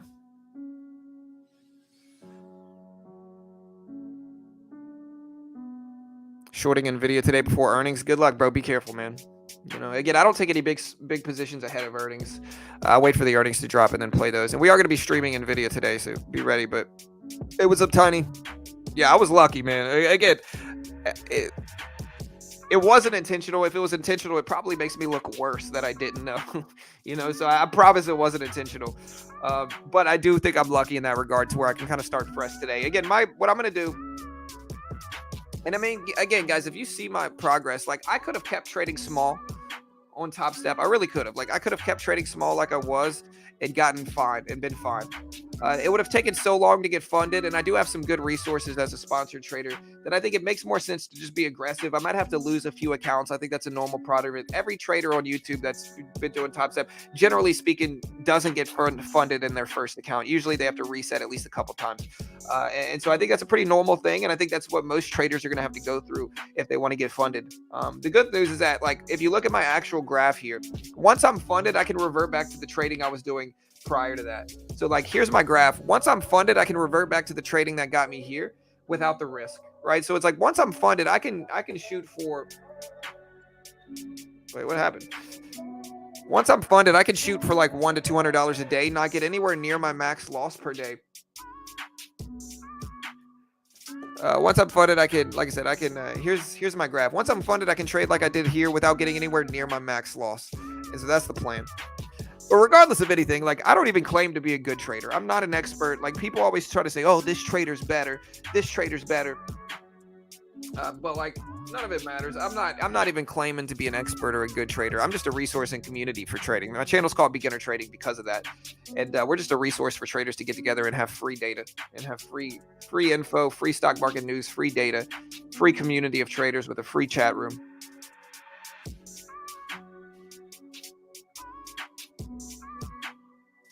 Yeah, and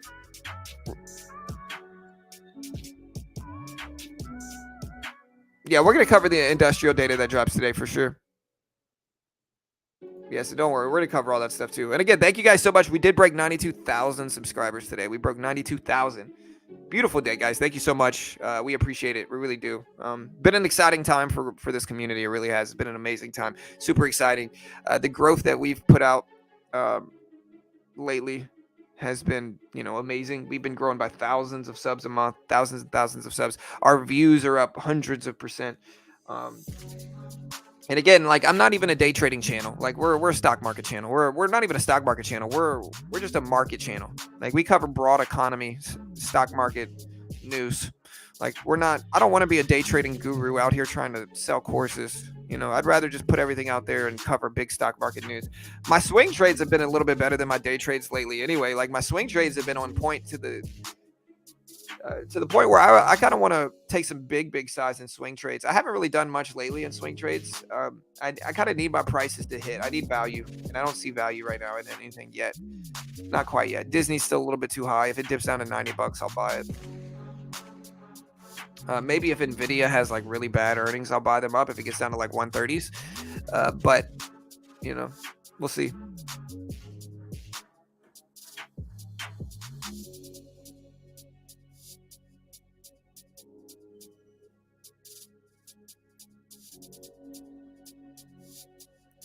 You do a great job providing a community platform. You don't push opinions. Will you have a meetup in Dallas, please? Maybe if I ever go to Dallas, potentially. Yeah, for sure, Stans. Hey, thank you, brother. I appreciate it, guys. Yeah, short squeezing. Hey, thank you, home. I appreciate it, man.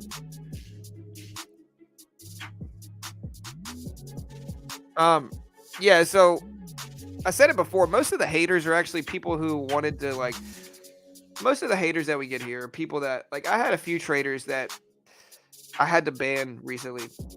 Like, and again, a lot of the time they're just too dramatic. Like, they're starting too much stuff. Like, so they'll post a lot, but it's like they'll also fight with other traders. They'll start fights. They'll pick fights with other traders. And so eventually I got to ban them, you know, because they're causing too much nonsense and drama in the chat room, you know, in the community. And so then once we ban them, they become really obsessive and strange. It's one of the reasons we don't do meetups a lot, is because, you know, I've had a few people that have just gotten really, really obsessive, believe it or not. Like, I've had some weird, like, almost stalkerish behavior by some of them, to where they're like here every day. They're kind of spamming. It's just kind of weird.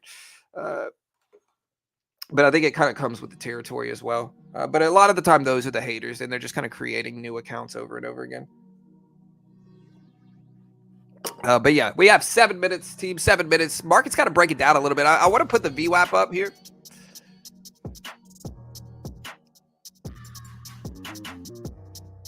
Hey, what's up, Moose? AMD, Intel, or MU? I don't know, brother. I don't know, man. Hey, thank you, Andrew. You are a good and legit trader. I believe everyone respects that. That is why we come here. You're a solid, reasonable, non-emotional trader that we can listen to. Hey, thank you, brother. I appreciate the support. Top 3 traders in the world right now, you know. I mean, it's hard being a top 3 trader.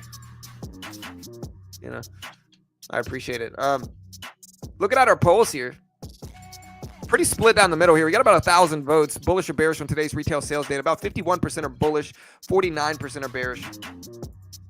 Hey, I'm here every day. You think I'm a creep? No, man, I'm not talking about the people in chat every day. I'm talking about the people that I have banned that kind of create fake accounts and criticize constantly. That's who I'm really talking about. I appreciate everybody that's here every day. I know y'all are just trying to keep up to date on the stock market. Like, there's nothing weird about that, you know? And I appreciate you all. Everybody all the regulars here, I truly do appreciate you. We got a good group of traders here, a good community. And so I appreciate you guys for sure. Who are the other top 2 traders? It goes Warren Buffett, I would say, like Bill Ackman, and then John, beginner trading. It's got to be everybody's list, right?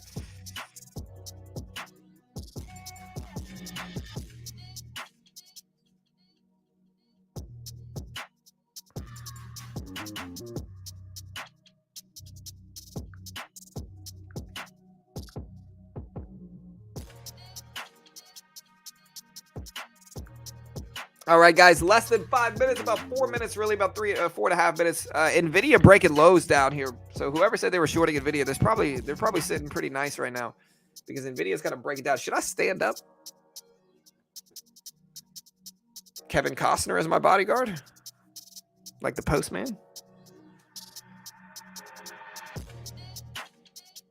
Top 2 for sure. Oh, have I moved up to top 2? Here.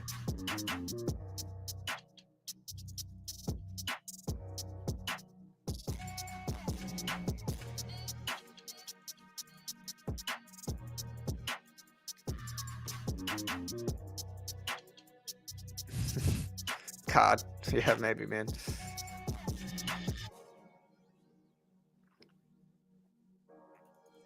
Yeah, I've been looking more into these personality types. Like I said, I got the debater personality type, but I'm still not 100% sure it's not like a horoscope style thing where they're just kind of boosting my ego, telling me what I want to hear. Like, yeah, you're so inquisitive and smart, you know? And I'm like, oh, that is me, man. That is me. I am inquisitive and smart. That is me, you know? Is the Myers-Briggs personality test legitimate, or is it just kind of like telling people what they want to hear? People tend to latch on to what they want to. Confirmation bias is the easiest way to put it. 4 minutes, guys. 4 minutes. Got a little bit of coffee left. I don't think I need more. TLC on the move. NVIDIA breaking lows at 161s right now. Steve. Yeah. NVIDIA, try to break down here, team.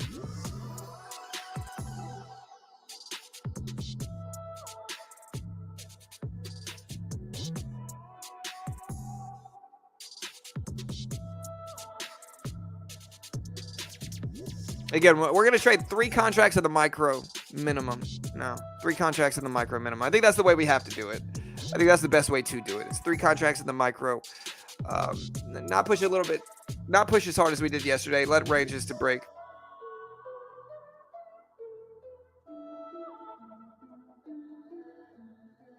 The big 5.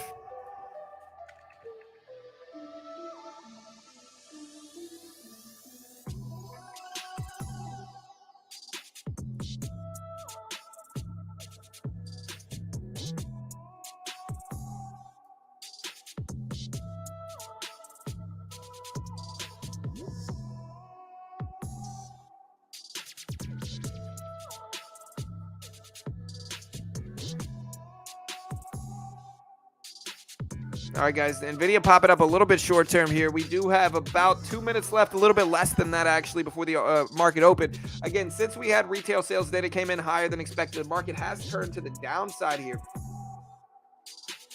So we have dropped pretty dramatically here on the downside since this on the SPY. So, again, we're watching this now. We'll see if we get some good stuff coming out. But we are watching this here today. And, again, I'm going to be a lot more patient today than I was yesterday.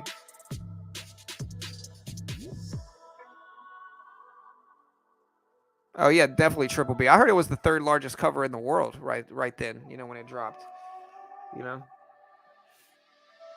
mean, I hear they're getting Sam Bankman-Fried on there next. But no, so market's starting to bounce back a little bit here. Still pretty red on the day at 397s, roughly just under 397s. Market's about to open up in less than a minute. Again, y'all remember, y'all be careful. The opening bell over the last couple of weeks has been garbage. It's been incredibly slow and choppy. And so we haven't really had very many consistent trends in markets lately. So y'all just be really careful. It might be one of those times that's just not favorable for market activity. And, don't be like me and just kind of get chopped out all the time.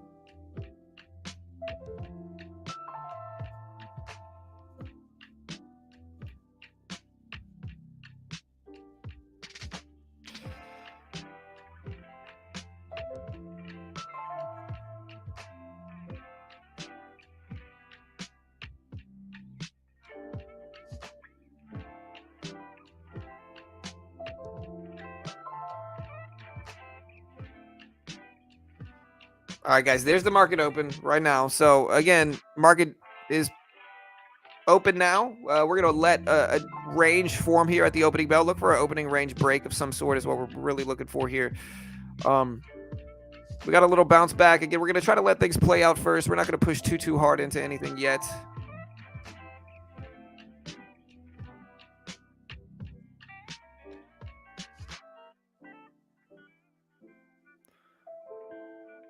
All right, so the Paramount Global CFO is seeing headwinds in the ad market. Bank of England's man says that more shocks have become embedded in price and wage setting within the UK.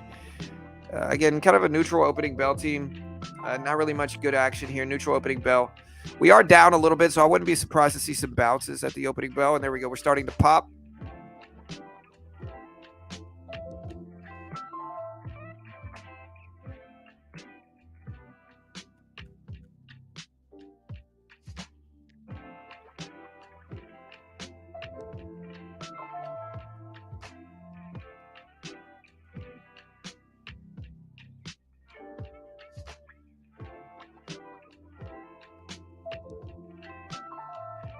Okay, so we're starting to rebound here.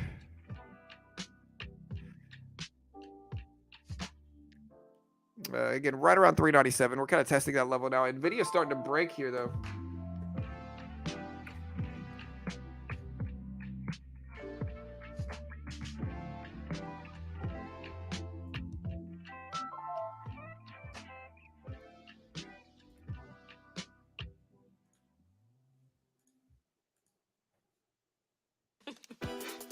So we did get the open. I'm letting things play out. There's not really any position to take right now. I think you just have to wait. NVIDIA testing lows. SPY moving up, though. That's good. Again, VWAP is right above us. Let's put the volume weighted average price up. I don't think I have it up on my screen yet. Where's the VWAP here? Make sure I got my real account up. That's good. Indicator. I want the VWAP. No. Where's the VWAP here?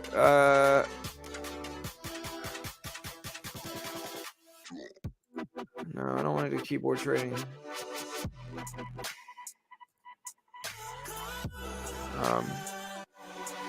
See if I can put the VWAP up.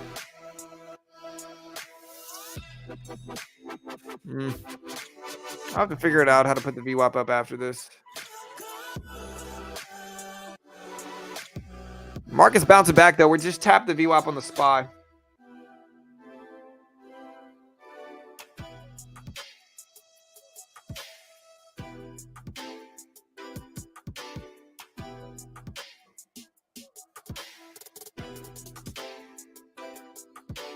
Market's tapping VWAP, trying to move up here. Again, we're kind of just patiently waiting. We're not going to take any huge sizable stuff yet. Not yet.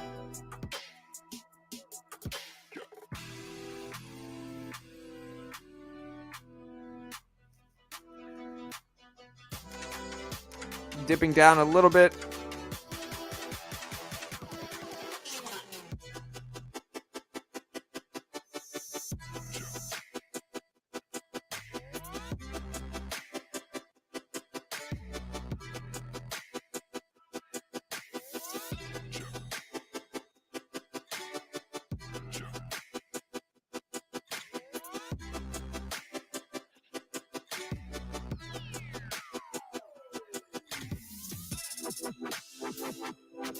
All right, market's bouncing back here.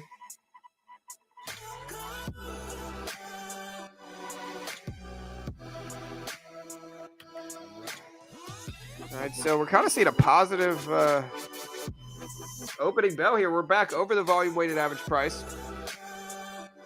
Nice little green action at the open.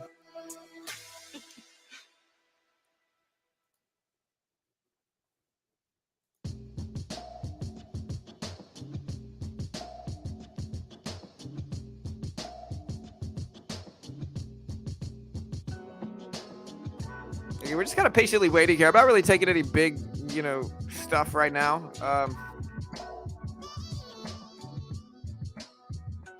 Not really trading any big stuff right now. I kind of just have to patiently wait for stuff.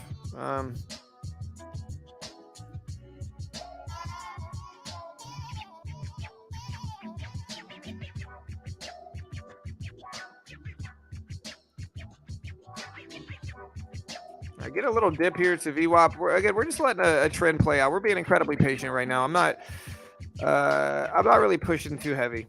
No reason to.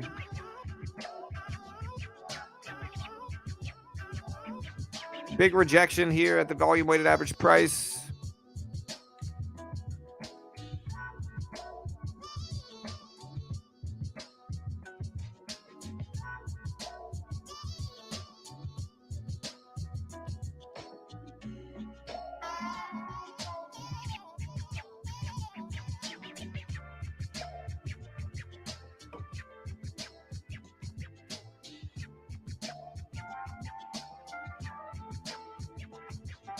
Big pullback in markets. We do have some other data coming out today. Let me report on when this data drops here. So we do have some other stuff coming out today. Let me make sure we get it covered here because, these could influence positions. So today is the 16th. It is Wednesday. So, yeah, guys. So FOMC Williams is speaking in 14 minutes. We got business inventories dropping in 24 minutes at 10 a.m. We've got retail and core retail inventories. We have the NAHB housing market index. We got crude oil inventories dropping at 10:30, I believe. So yeah, we got a lot of stuff dropping in that regard, but we still got some time. So we got a few minutes until that data comes out, really.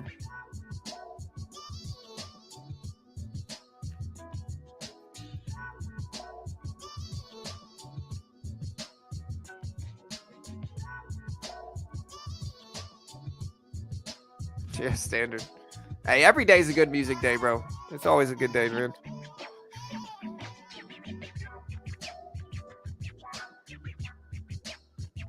All right, market's starting to break down. Again, Chop City here at the opening bell. It's to the point where it's like I am completely stopped. Usually I'd give myself at least 5 to 10 minutes. Now I'm giving myself like 15 plus because there's just no edge really here. Ugh. I need to stand up, man. Let me raise my desk here.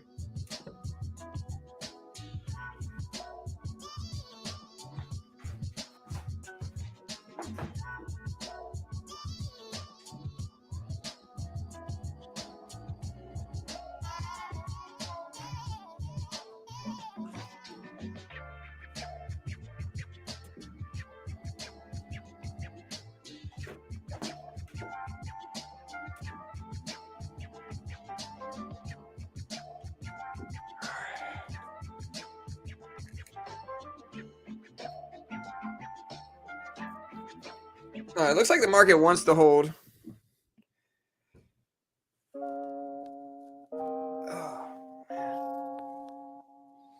Again, no trades yet. Pretty sideways market since the opening bell. Not really out what I would consider a big edge day.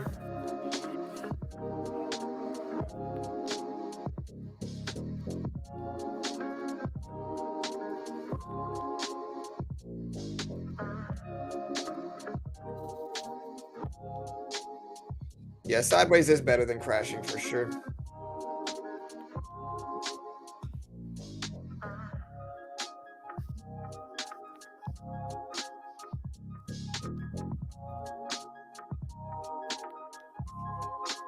Don't jinx it though, man.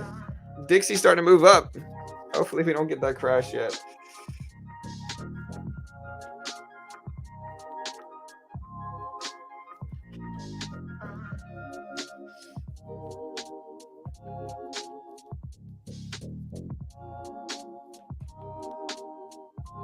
There we go.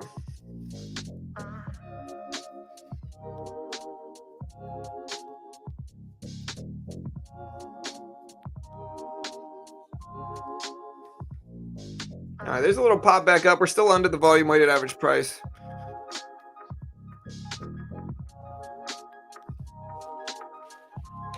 Yeah, I mean, Elf, no offense to you, but I think you were telling everybody that some other stuff was going to happen and then it didn't. And so I don't really believe in telling people that something for sure is going to happen or for sure isn't going to happen.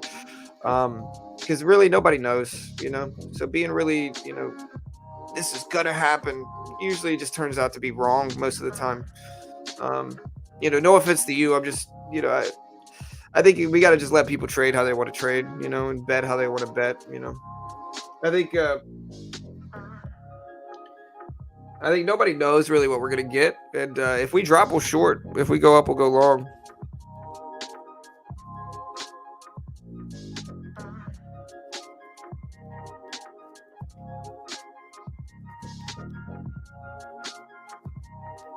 And the reason I say this is because I had a lot of people that tell me, hey, the market's going to go down, like a month ago. They say, oh, the market's about to crash at 340s. And now we're at 397. You know what I mean? Do you think the Fed will pump the market after making the biggest mistake in history? I know that people have been talking about 50 basis points. So people have been talking about 50 basis points. They've been talking about potentially lowering the rate hikes that they're getting. We had lower than expected inflation. And so I think there's a lot of positive signs that inflation is getting curbed to a certain extent. Now, again, I don't know. But I think leading into the next FOMC meeting, I think the speculation on is we're going to get 50 or 75 basis points. I don't think we're going to do 100.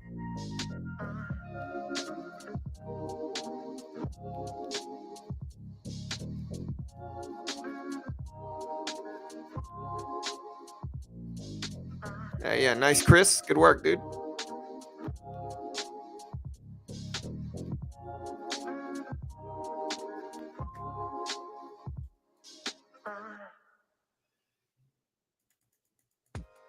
Yeah, we're pretty neutral at the opening bell. Again, kind of confirming my plan to just stay sideways. Yeah.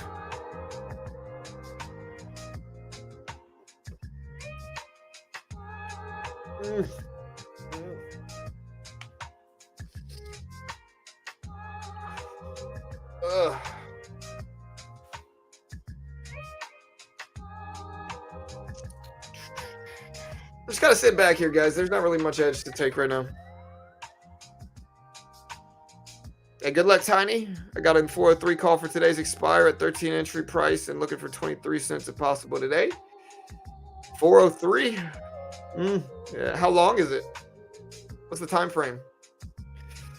I think 403 is unlikely for a call option, but if we move up some, you might sell for profit. It just depends on what the when the expiry is.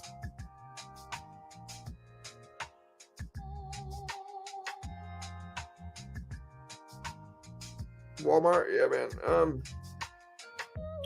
Retail Target had kind of a hit in earnings, right?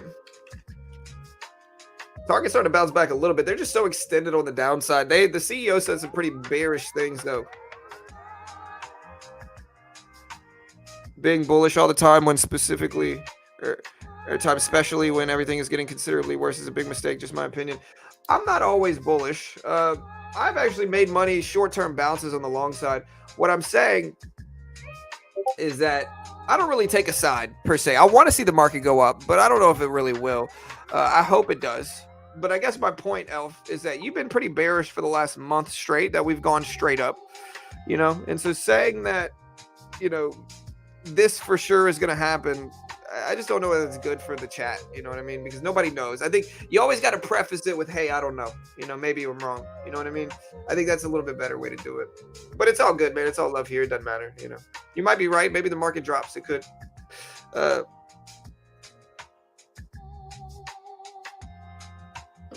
Yeah, the playlist I'll be listening to is one that I've built over years. Yeah, all good. Like I said, we can have differing opinion. It's all good, man.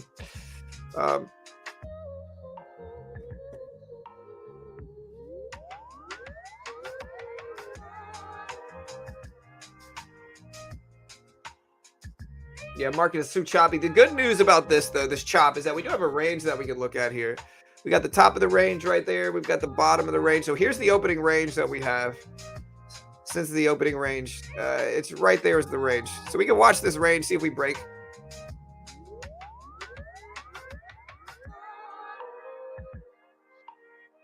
Well, it depends on what stocks. Blue chip companies on average go up over time. I don't think 25 basis points is even a consideration, Emmanuel. Maybe so. I hope we do. I hope 50 basis points would be great, but I don't think we're going to get that. I think we're probably going to be 75. I think the only argument is, do we do 50? Because I think some people argue that we could do 50. And so I think that's one of them. But aside from that, I really don't know. I don't think I don't think we're going to do 25. I just think that's too low.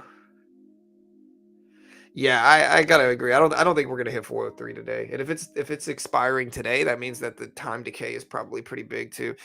Maybe we do. I hope it does, but I don't know if we're gonna hit 403 today. That's just me. But if it's a cheap enough option, you might be able to sell it on enough buying pressure.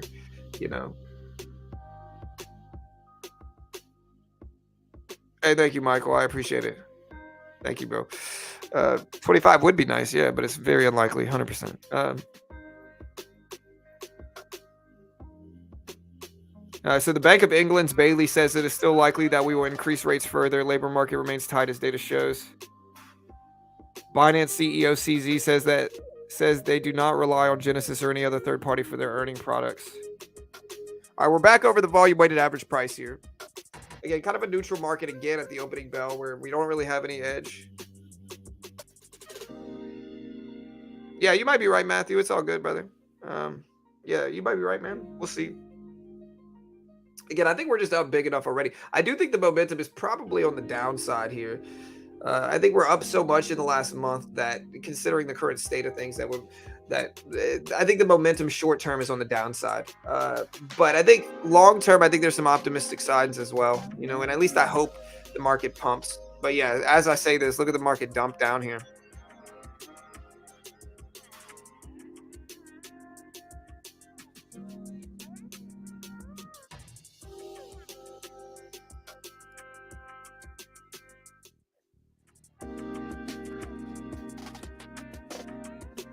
Man, it's cold. I'm gonna put on my hat.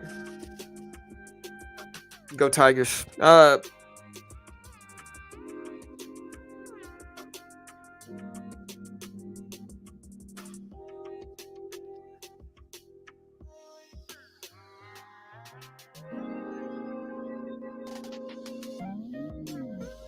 I lately I've been taking this trade where I short into this bounce and ride the break of lows.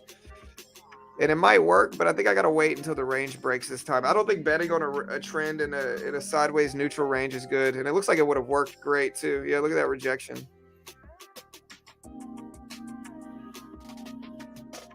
But I think I gotta wait for the range to break. We're still sideways. But this is a very bearish candlestick. Like this big upwick right here. This big upwick is saying, hey, it's pushing it down. So selling pressure, selling pressure, selling pressure. I think that's a bearish sign for sure. But again, because the opening bell has been so choppy lately, I'm just not going to push it too hard. I think we're probably going to break lows right now, though. You know, and I can call it before we actually do. And now we're starting to test it. And there's the low break. And so, again, I could have taken the trade. But in the end, lately, it just hasn't been working that great. So I don't think it was necessarily a high edge setup, even with how good it looked.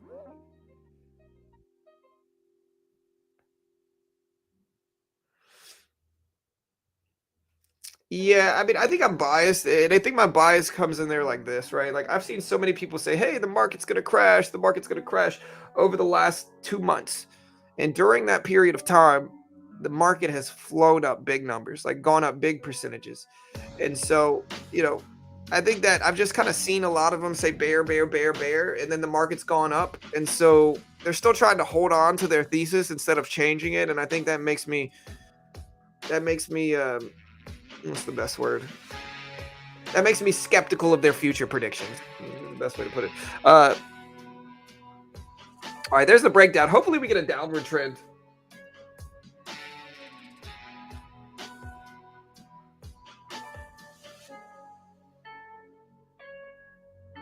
Yeah, and that's like opposed to my own predictions where I've been like, hey, the market's probably going to bounce. I think the market's going to bounce. I think inflation's getting better. The market's going to bounce. And we have been bouncing, and I made a bunch of money on my swing trades. Now, again, I think we're probably a little bit extended on the upside, as I said a couple minutes ago. And so in terms of short-term momentum, yeah, there's the low of the day break. So we're getting some momentum here. I just need to bounce back up.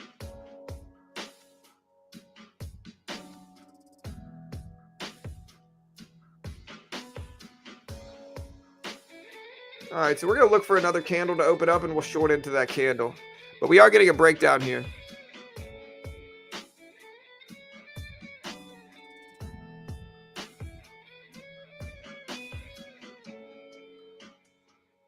We need a decent-sized bounce up, or we're not going to take the trade. We need to bounce back up to the top of that range up here. All right, we're going to take 2 contracts. Add another 2 contracts on a pop back up. And if we get it, it doesn't look like we're getting it.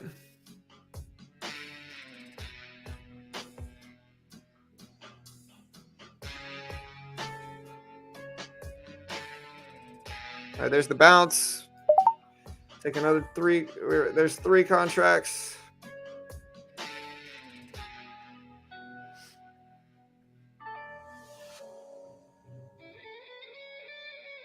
All right, we're about break even here.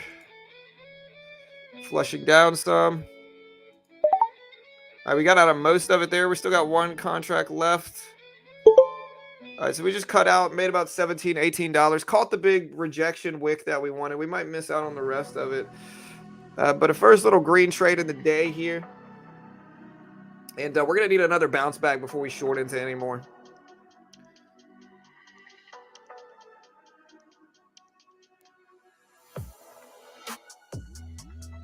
Yeah, it's all good, Elf. Like I said, man, it's all good, Elf. For me, like, I have a little bit different of opinion, and like that's okay. We can all be, different.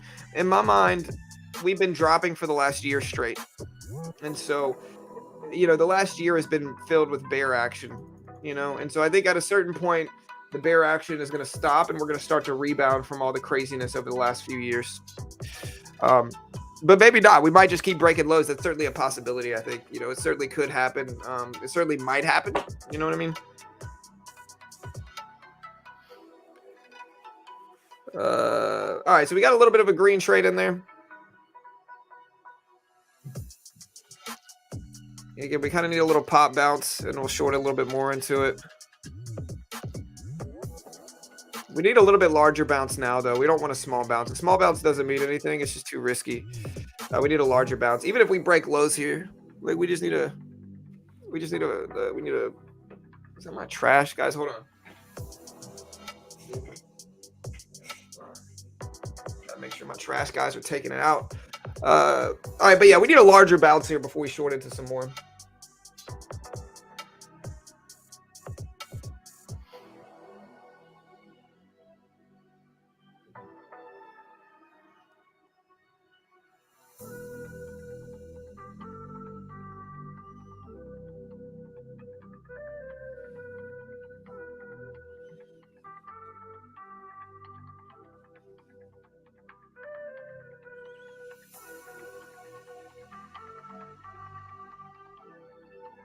Yeah, the Bank of England is saying increasingly more negative things.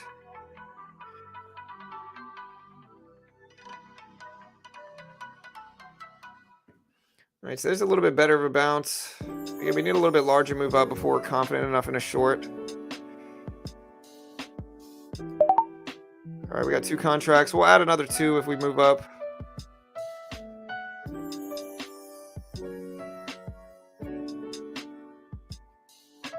We were willing to add a little bit more if we get up here. Yeah, we're kind of break even now.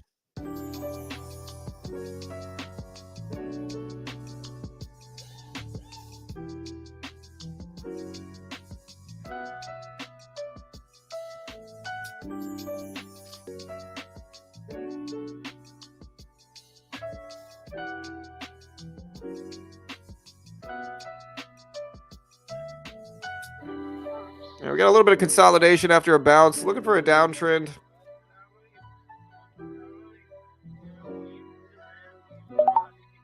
Half off. All right, so just made a little bit more. Scalp and build that up a cushion, and then we'll swing into that cushion a little bit more. But two good green trades today. No losing trades yet. Up about $30, so small.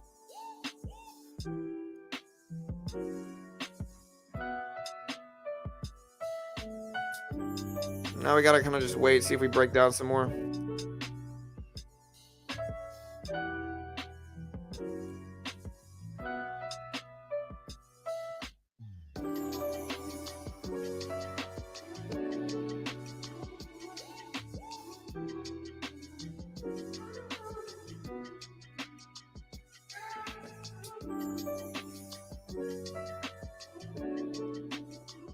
All right, we're getting a nice little pop back. I'm going to take 1 contract here, 1 or 2.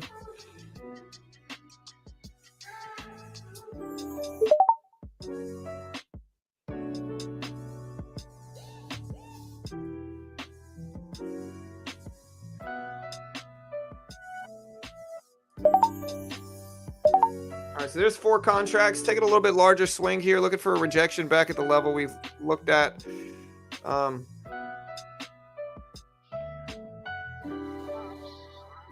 For a flush back down. Again, I don't mind taking some swings here.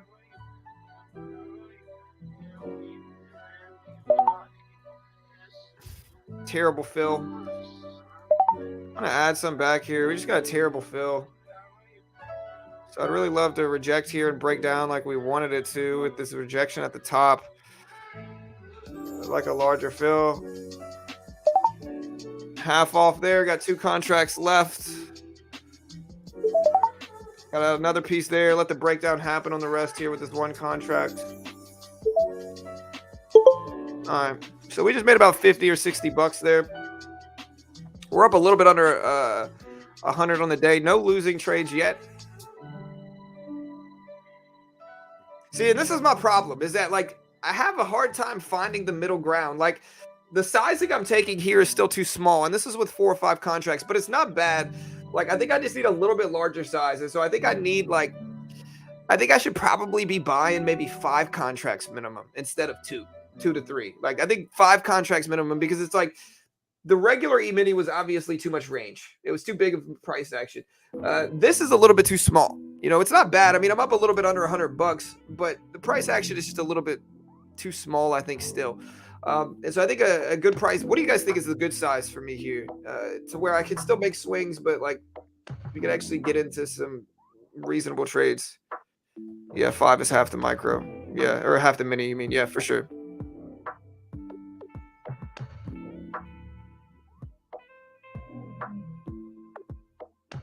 Hey, what's up, SPAC? What's up, brother?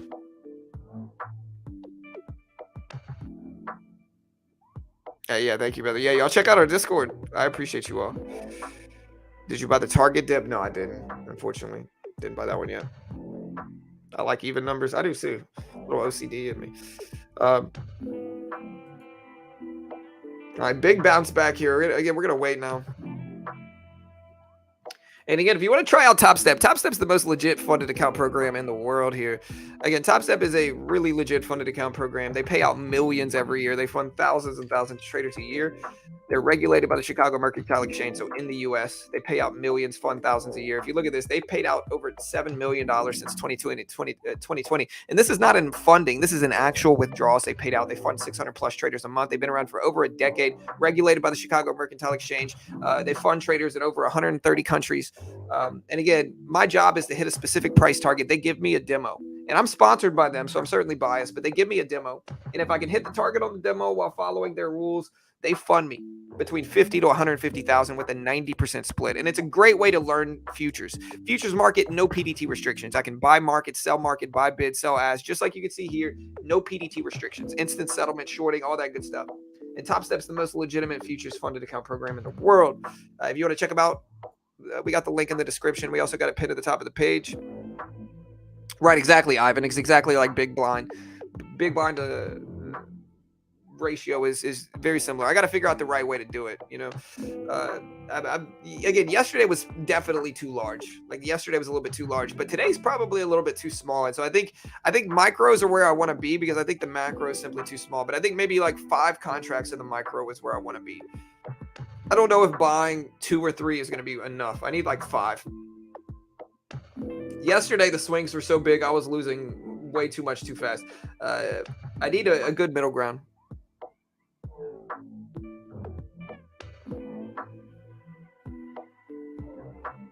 The next FOMC meeting next month is going to be chaotic because the FOMC meeting, as well as the rate hike decision, as well as CPI. Here's the TopStep link if you want to check it out. But no, the CPI report, as well as the FOMC meeting, is going to fall on the same day next month. It's going to be the craziest day of stock market activity that we've had. I think, in my opinion, it'll be the biggest day the stream has had. In terms of viewership and just volatility in markets here. CPI and the rate hike decision and press conference are going to be announced same day, which I believe is December 12th or 13th. I believe it's one of those days. Today hasn't been terrible, but it's not been great either. The market's mostly choppy and sideways. Luckily, we're green small.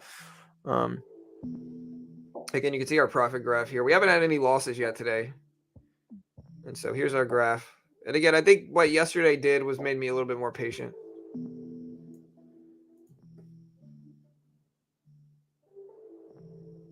Could you train your son to train? I've tried getting my kids into trading. They don't really care about it. My daughter doesn't care about it for sure. My son, he cares about it a little bit more. Like my son called Roblox short at $80. And he was right. He plays Roblox. He was like, Dad, it ain't going to be as big in a couple years.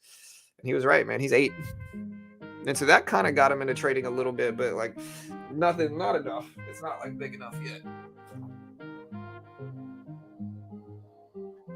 Yeah, market's starting to bounce back here too, team. So again, my hands are off. It's too choppy right now.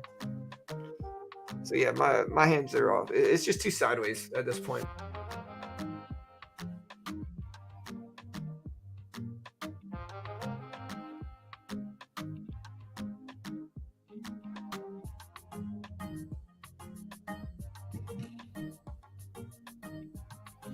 All right, so the U.S. Treasury proposes to boost reporting on trades in the treasuries, according to Bloomberg.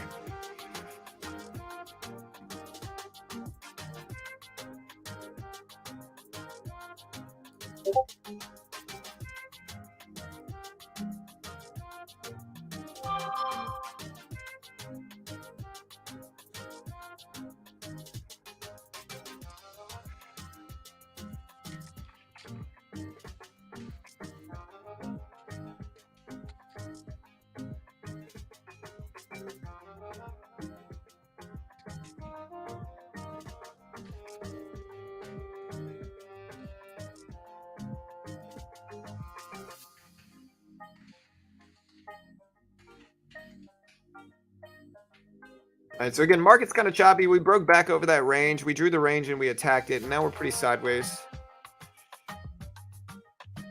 No, there's no Fed minutes. I don't think so. I don't think the Fed minutes is today. I'm pretty sure it's not. I usually know about this stuff. Yeah, I don't think the Fed minutes is today. I don't know when the next minutes report is. My guess is it'll be sometime late this month, the Fed minutes.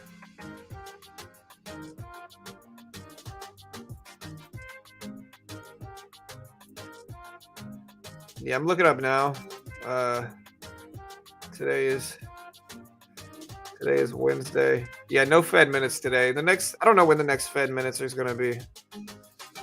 Okay, so the Fed minutes is next Wednesday on the 23rd. So the FOMC meeting is November 23rd. Yeah, so like I said, mid to late. Today we have NVIDIA earnings, guys. We do have NVIDIA earnings today. That's kind of the big thing we got.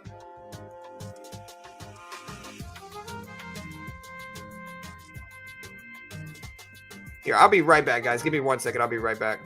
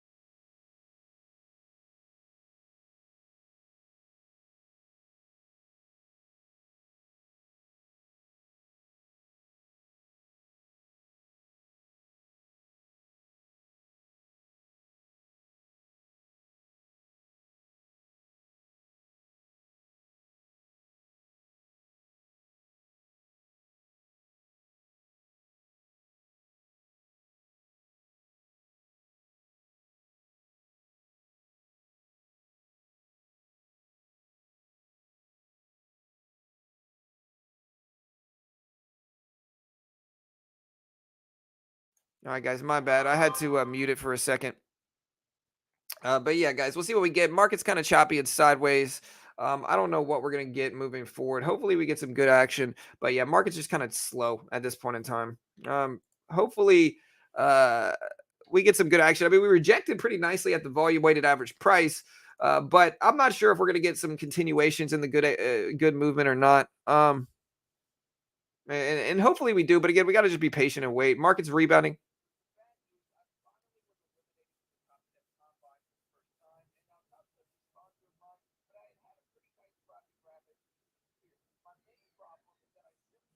Big pop on the SPY.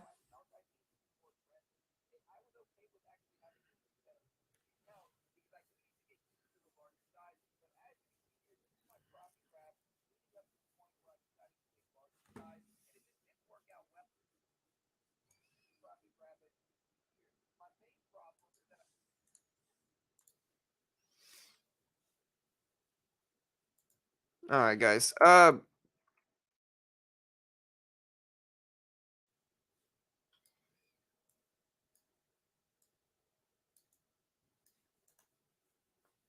All right, guys. So bear with me. Again, big rejection there. I'll short into that. That's a really nice rejection. There we go. So we got two contracts here. See if we can flush down. That's kind of what we want to see. All right, so we just made a little bit more. We're approaching $100 in profit today. I don't know whether I want to go big or just got to get used to the smaller sizing here. But we did get a big rejection in markets. We did get a big rejection in markets. Hopefully, we can sustain this and continue at least pulling a trend is what I want to see on the day. Is I just want to sustain this to where we're at least pulling some type of trend on the day to where it's not just kind of neutral and choppy. The last few days have been terrible in terms of trend, just neutral, choppy activity, nothing really big in terms of edge to attack. So hopefully, we get some better action here.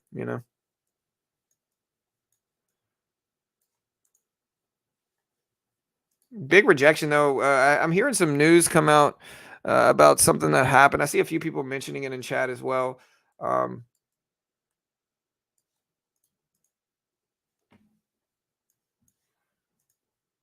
all right, so we are bouncing back up a little bit. Hmm. This is something I would like to short into. All right, we're gonna take 5 contracts and swing into it. I think I need to trade a little bit larger, and so that's 5 contracts. I'm gonna get used to this. Beautiful flush. There we go. All right, we took most of that off. We got 2 contracts left. All right, so we're gonna go ahead and cut that. We made about $40 or $50. We made about $40 or $50 just now from that trade. I think 5 contracts is a good fit. I don't think it's a. I think that's a pretty solid fit. Um, let's see if we break down and break lows.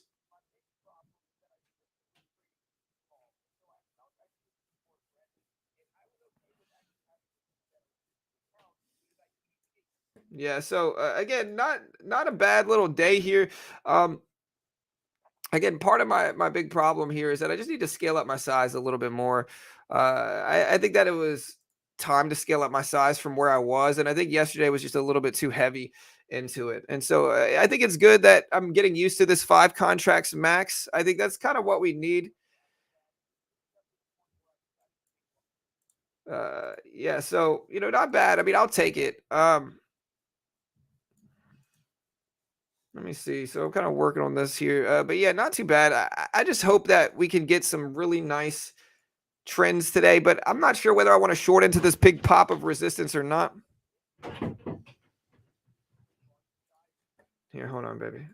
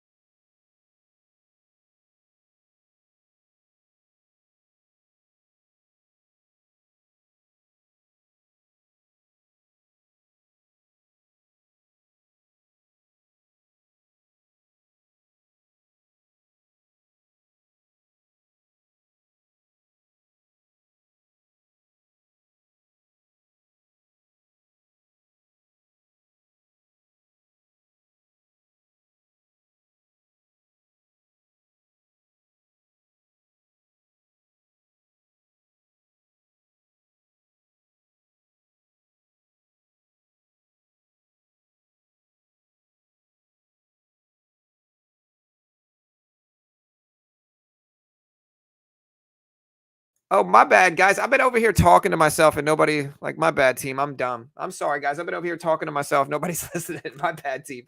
I'm dumb. I'm sorry. I thought everything was muted. No wonder people are leaving the stream. Anyways, y'all check out Chart Prime. If you want to check out the Top Step Combine, the link is in the description. My bad, guys. I'm stupid. I've been over here talking to myself. But no, if you want to check out Chart Prime, like I said, Chart Prime, really, really cool service here, man. Uh, I like using these to predict tops and bottoms, but there's so many different ways you can use them. Like my favorite is using these indicators to predict to predict bottoms here. Like look at this in terms of predicting tops and bottoms. Here's the top. And this is a predictive algorithm. So it'll say possible reversal down, nice little drop. And you can use this in stocks, crypto, futures, on Chart Prime. Possible reversal up, we get a nice bounce. Possible reversal up, we get a nice bounce. And so again, you can use this to predict tops and bottoms. Even if you don't want the predictive algorithm, if you look at this here, you can also just look at the candlestick identifiers, which can be really, really powerful. Look at the bottom here, and it predicts literally right at the bottom. Bullish engulfing candle identified right here. Look at the big follow through bounce that we get. It's called Chart Prime. It's a trading view indicator service. Again, if you want to check them out, here's the link. Great way to help support your boy here and support this channel. And we'll post this link in chat. We're also going to be doing a short later, guys. Yeah, we're also going to be doing a short today video. We're going to be debuting a short video, guys. So y'all be ready. Let me make sure.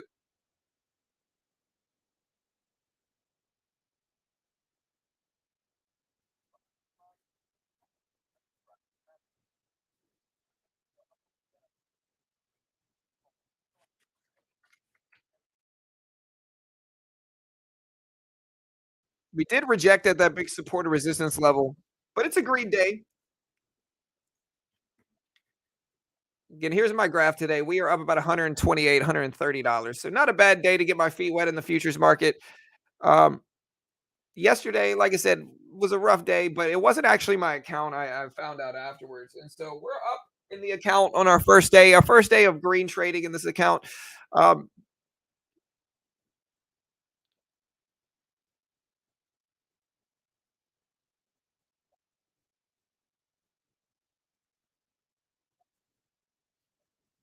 yeah, guys. So again,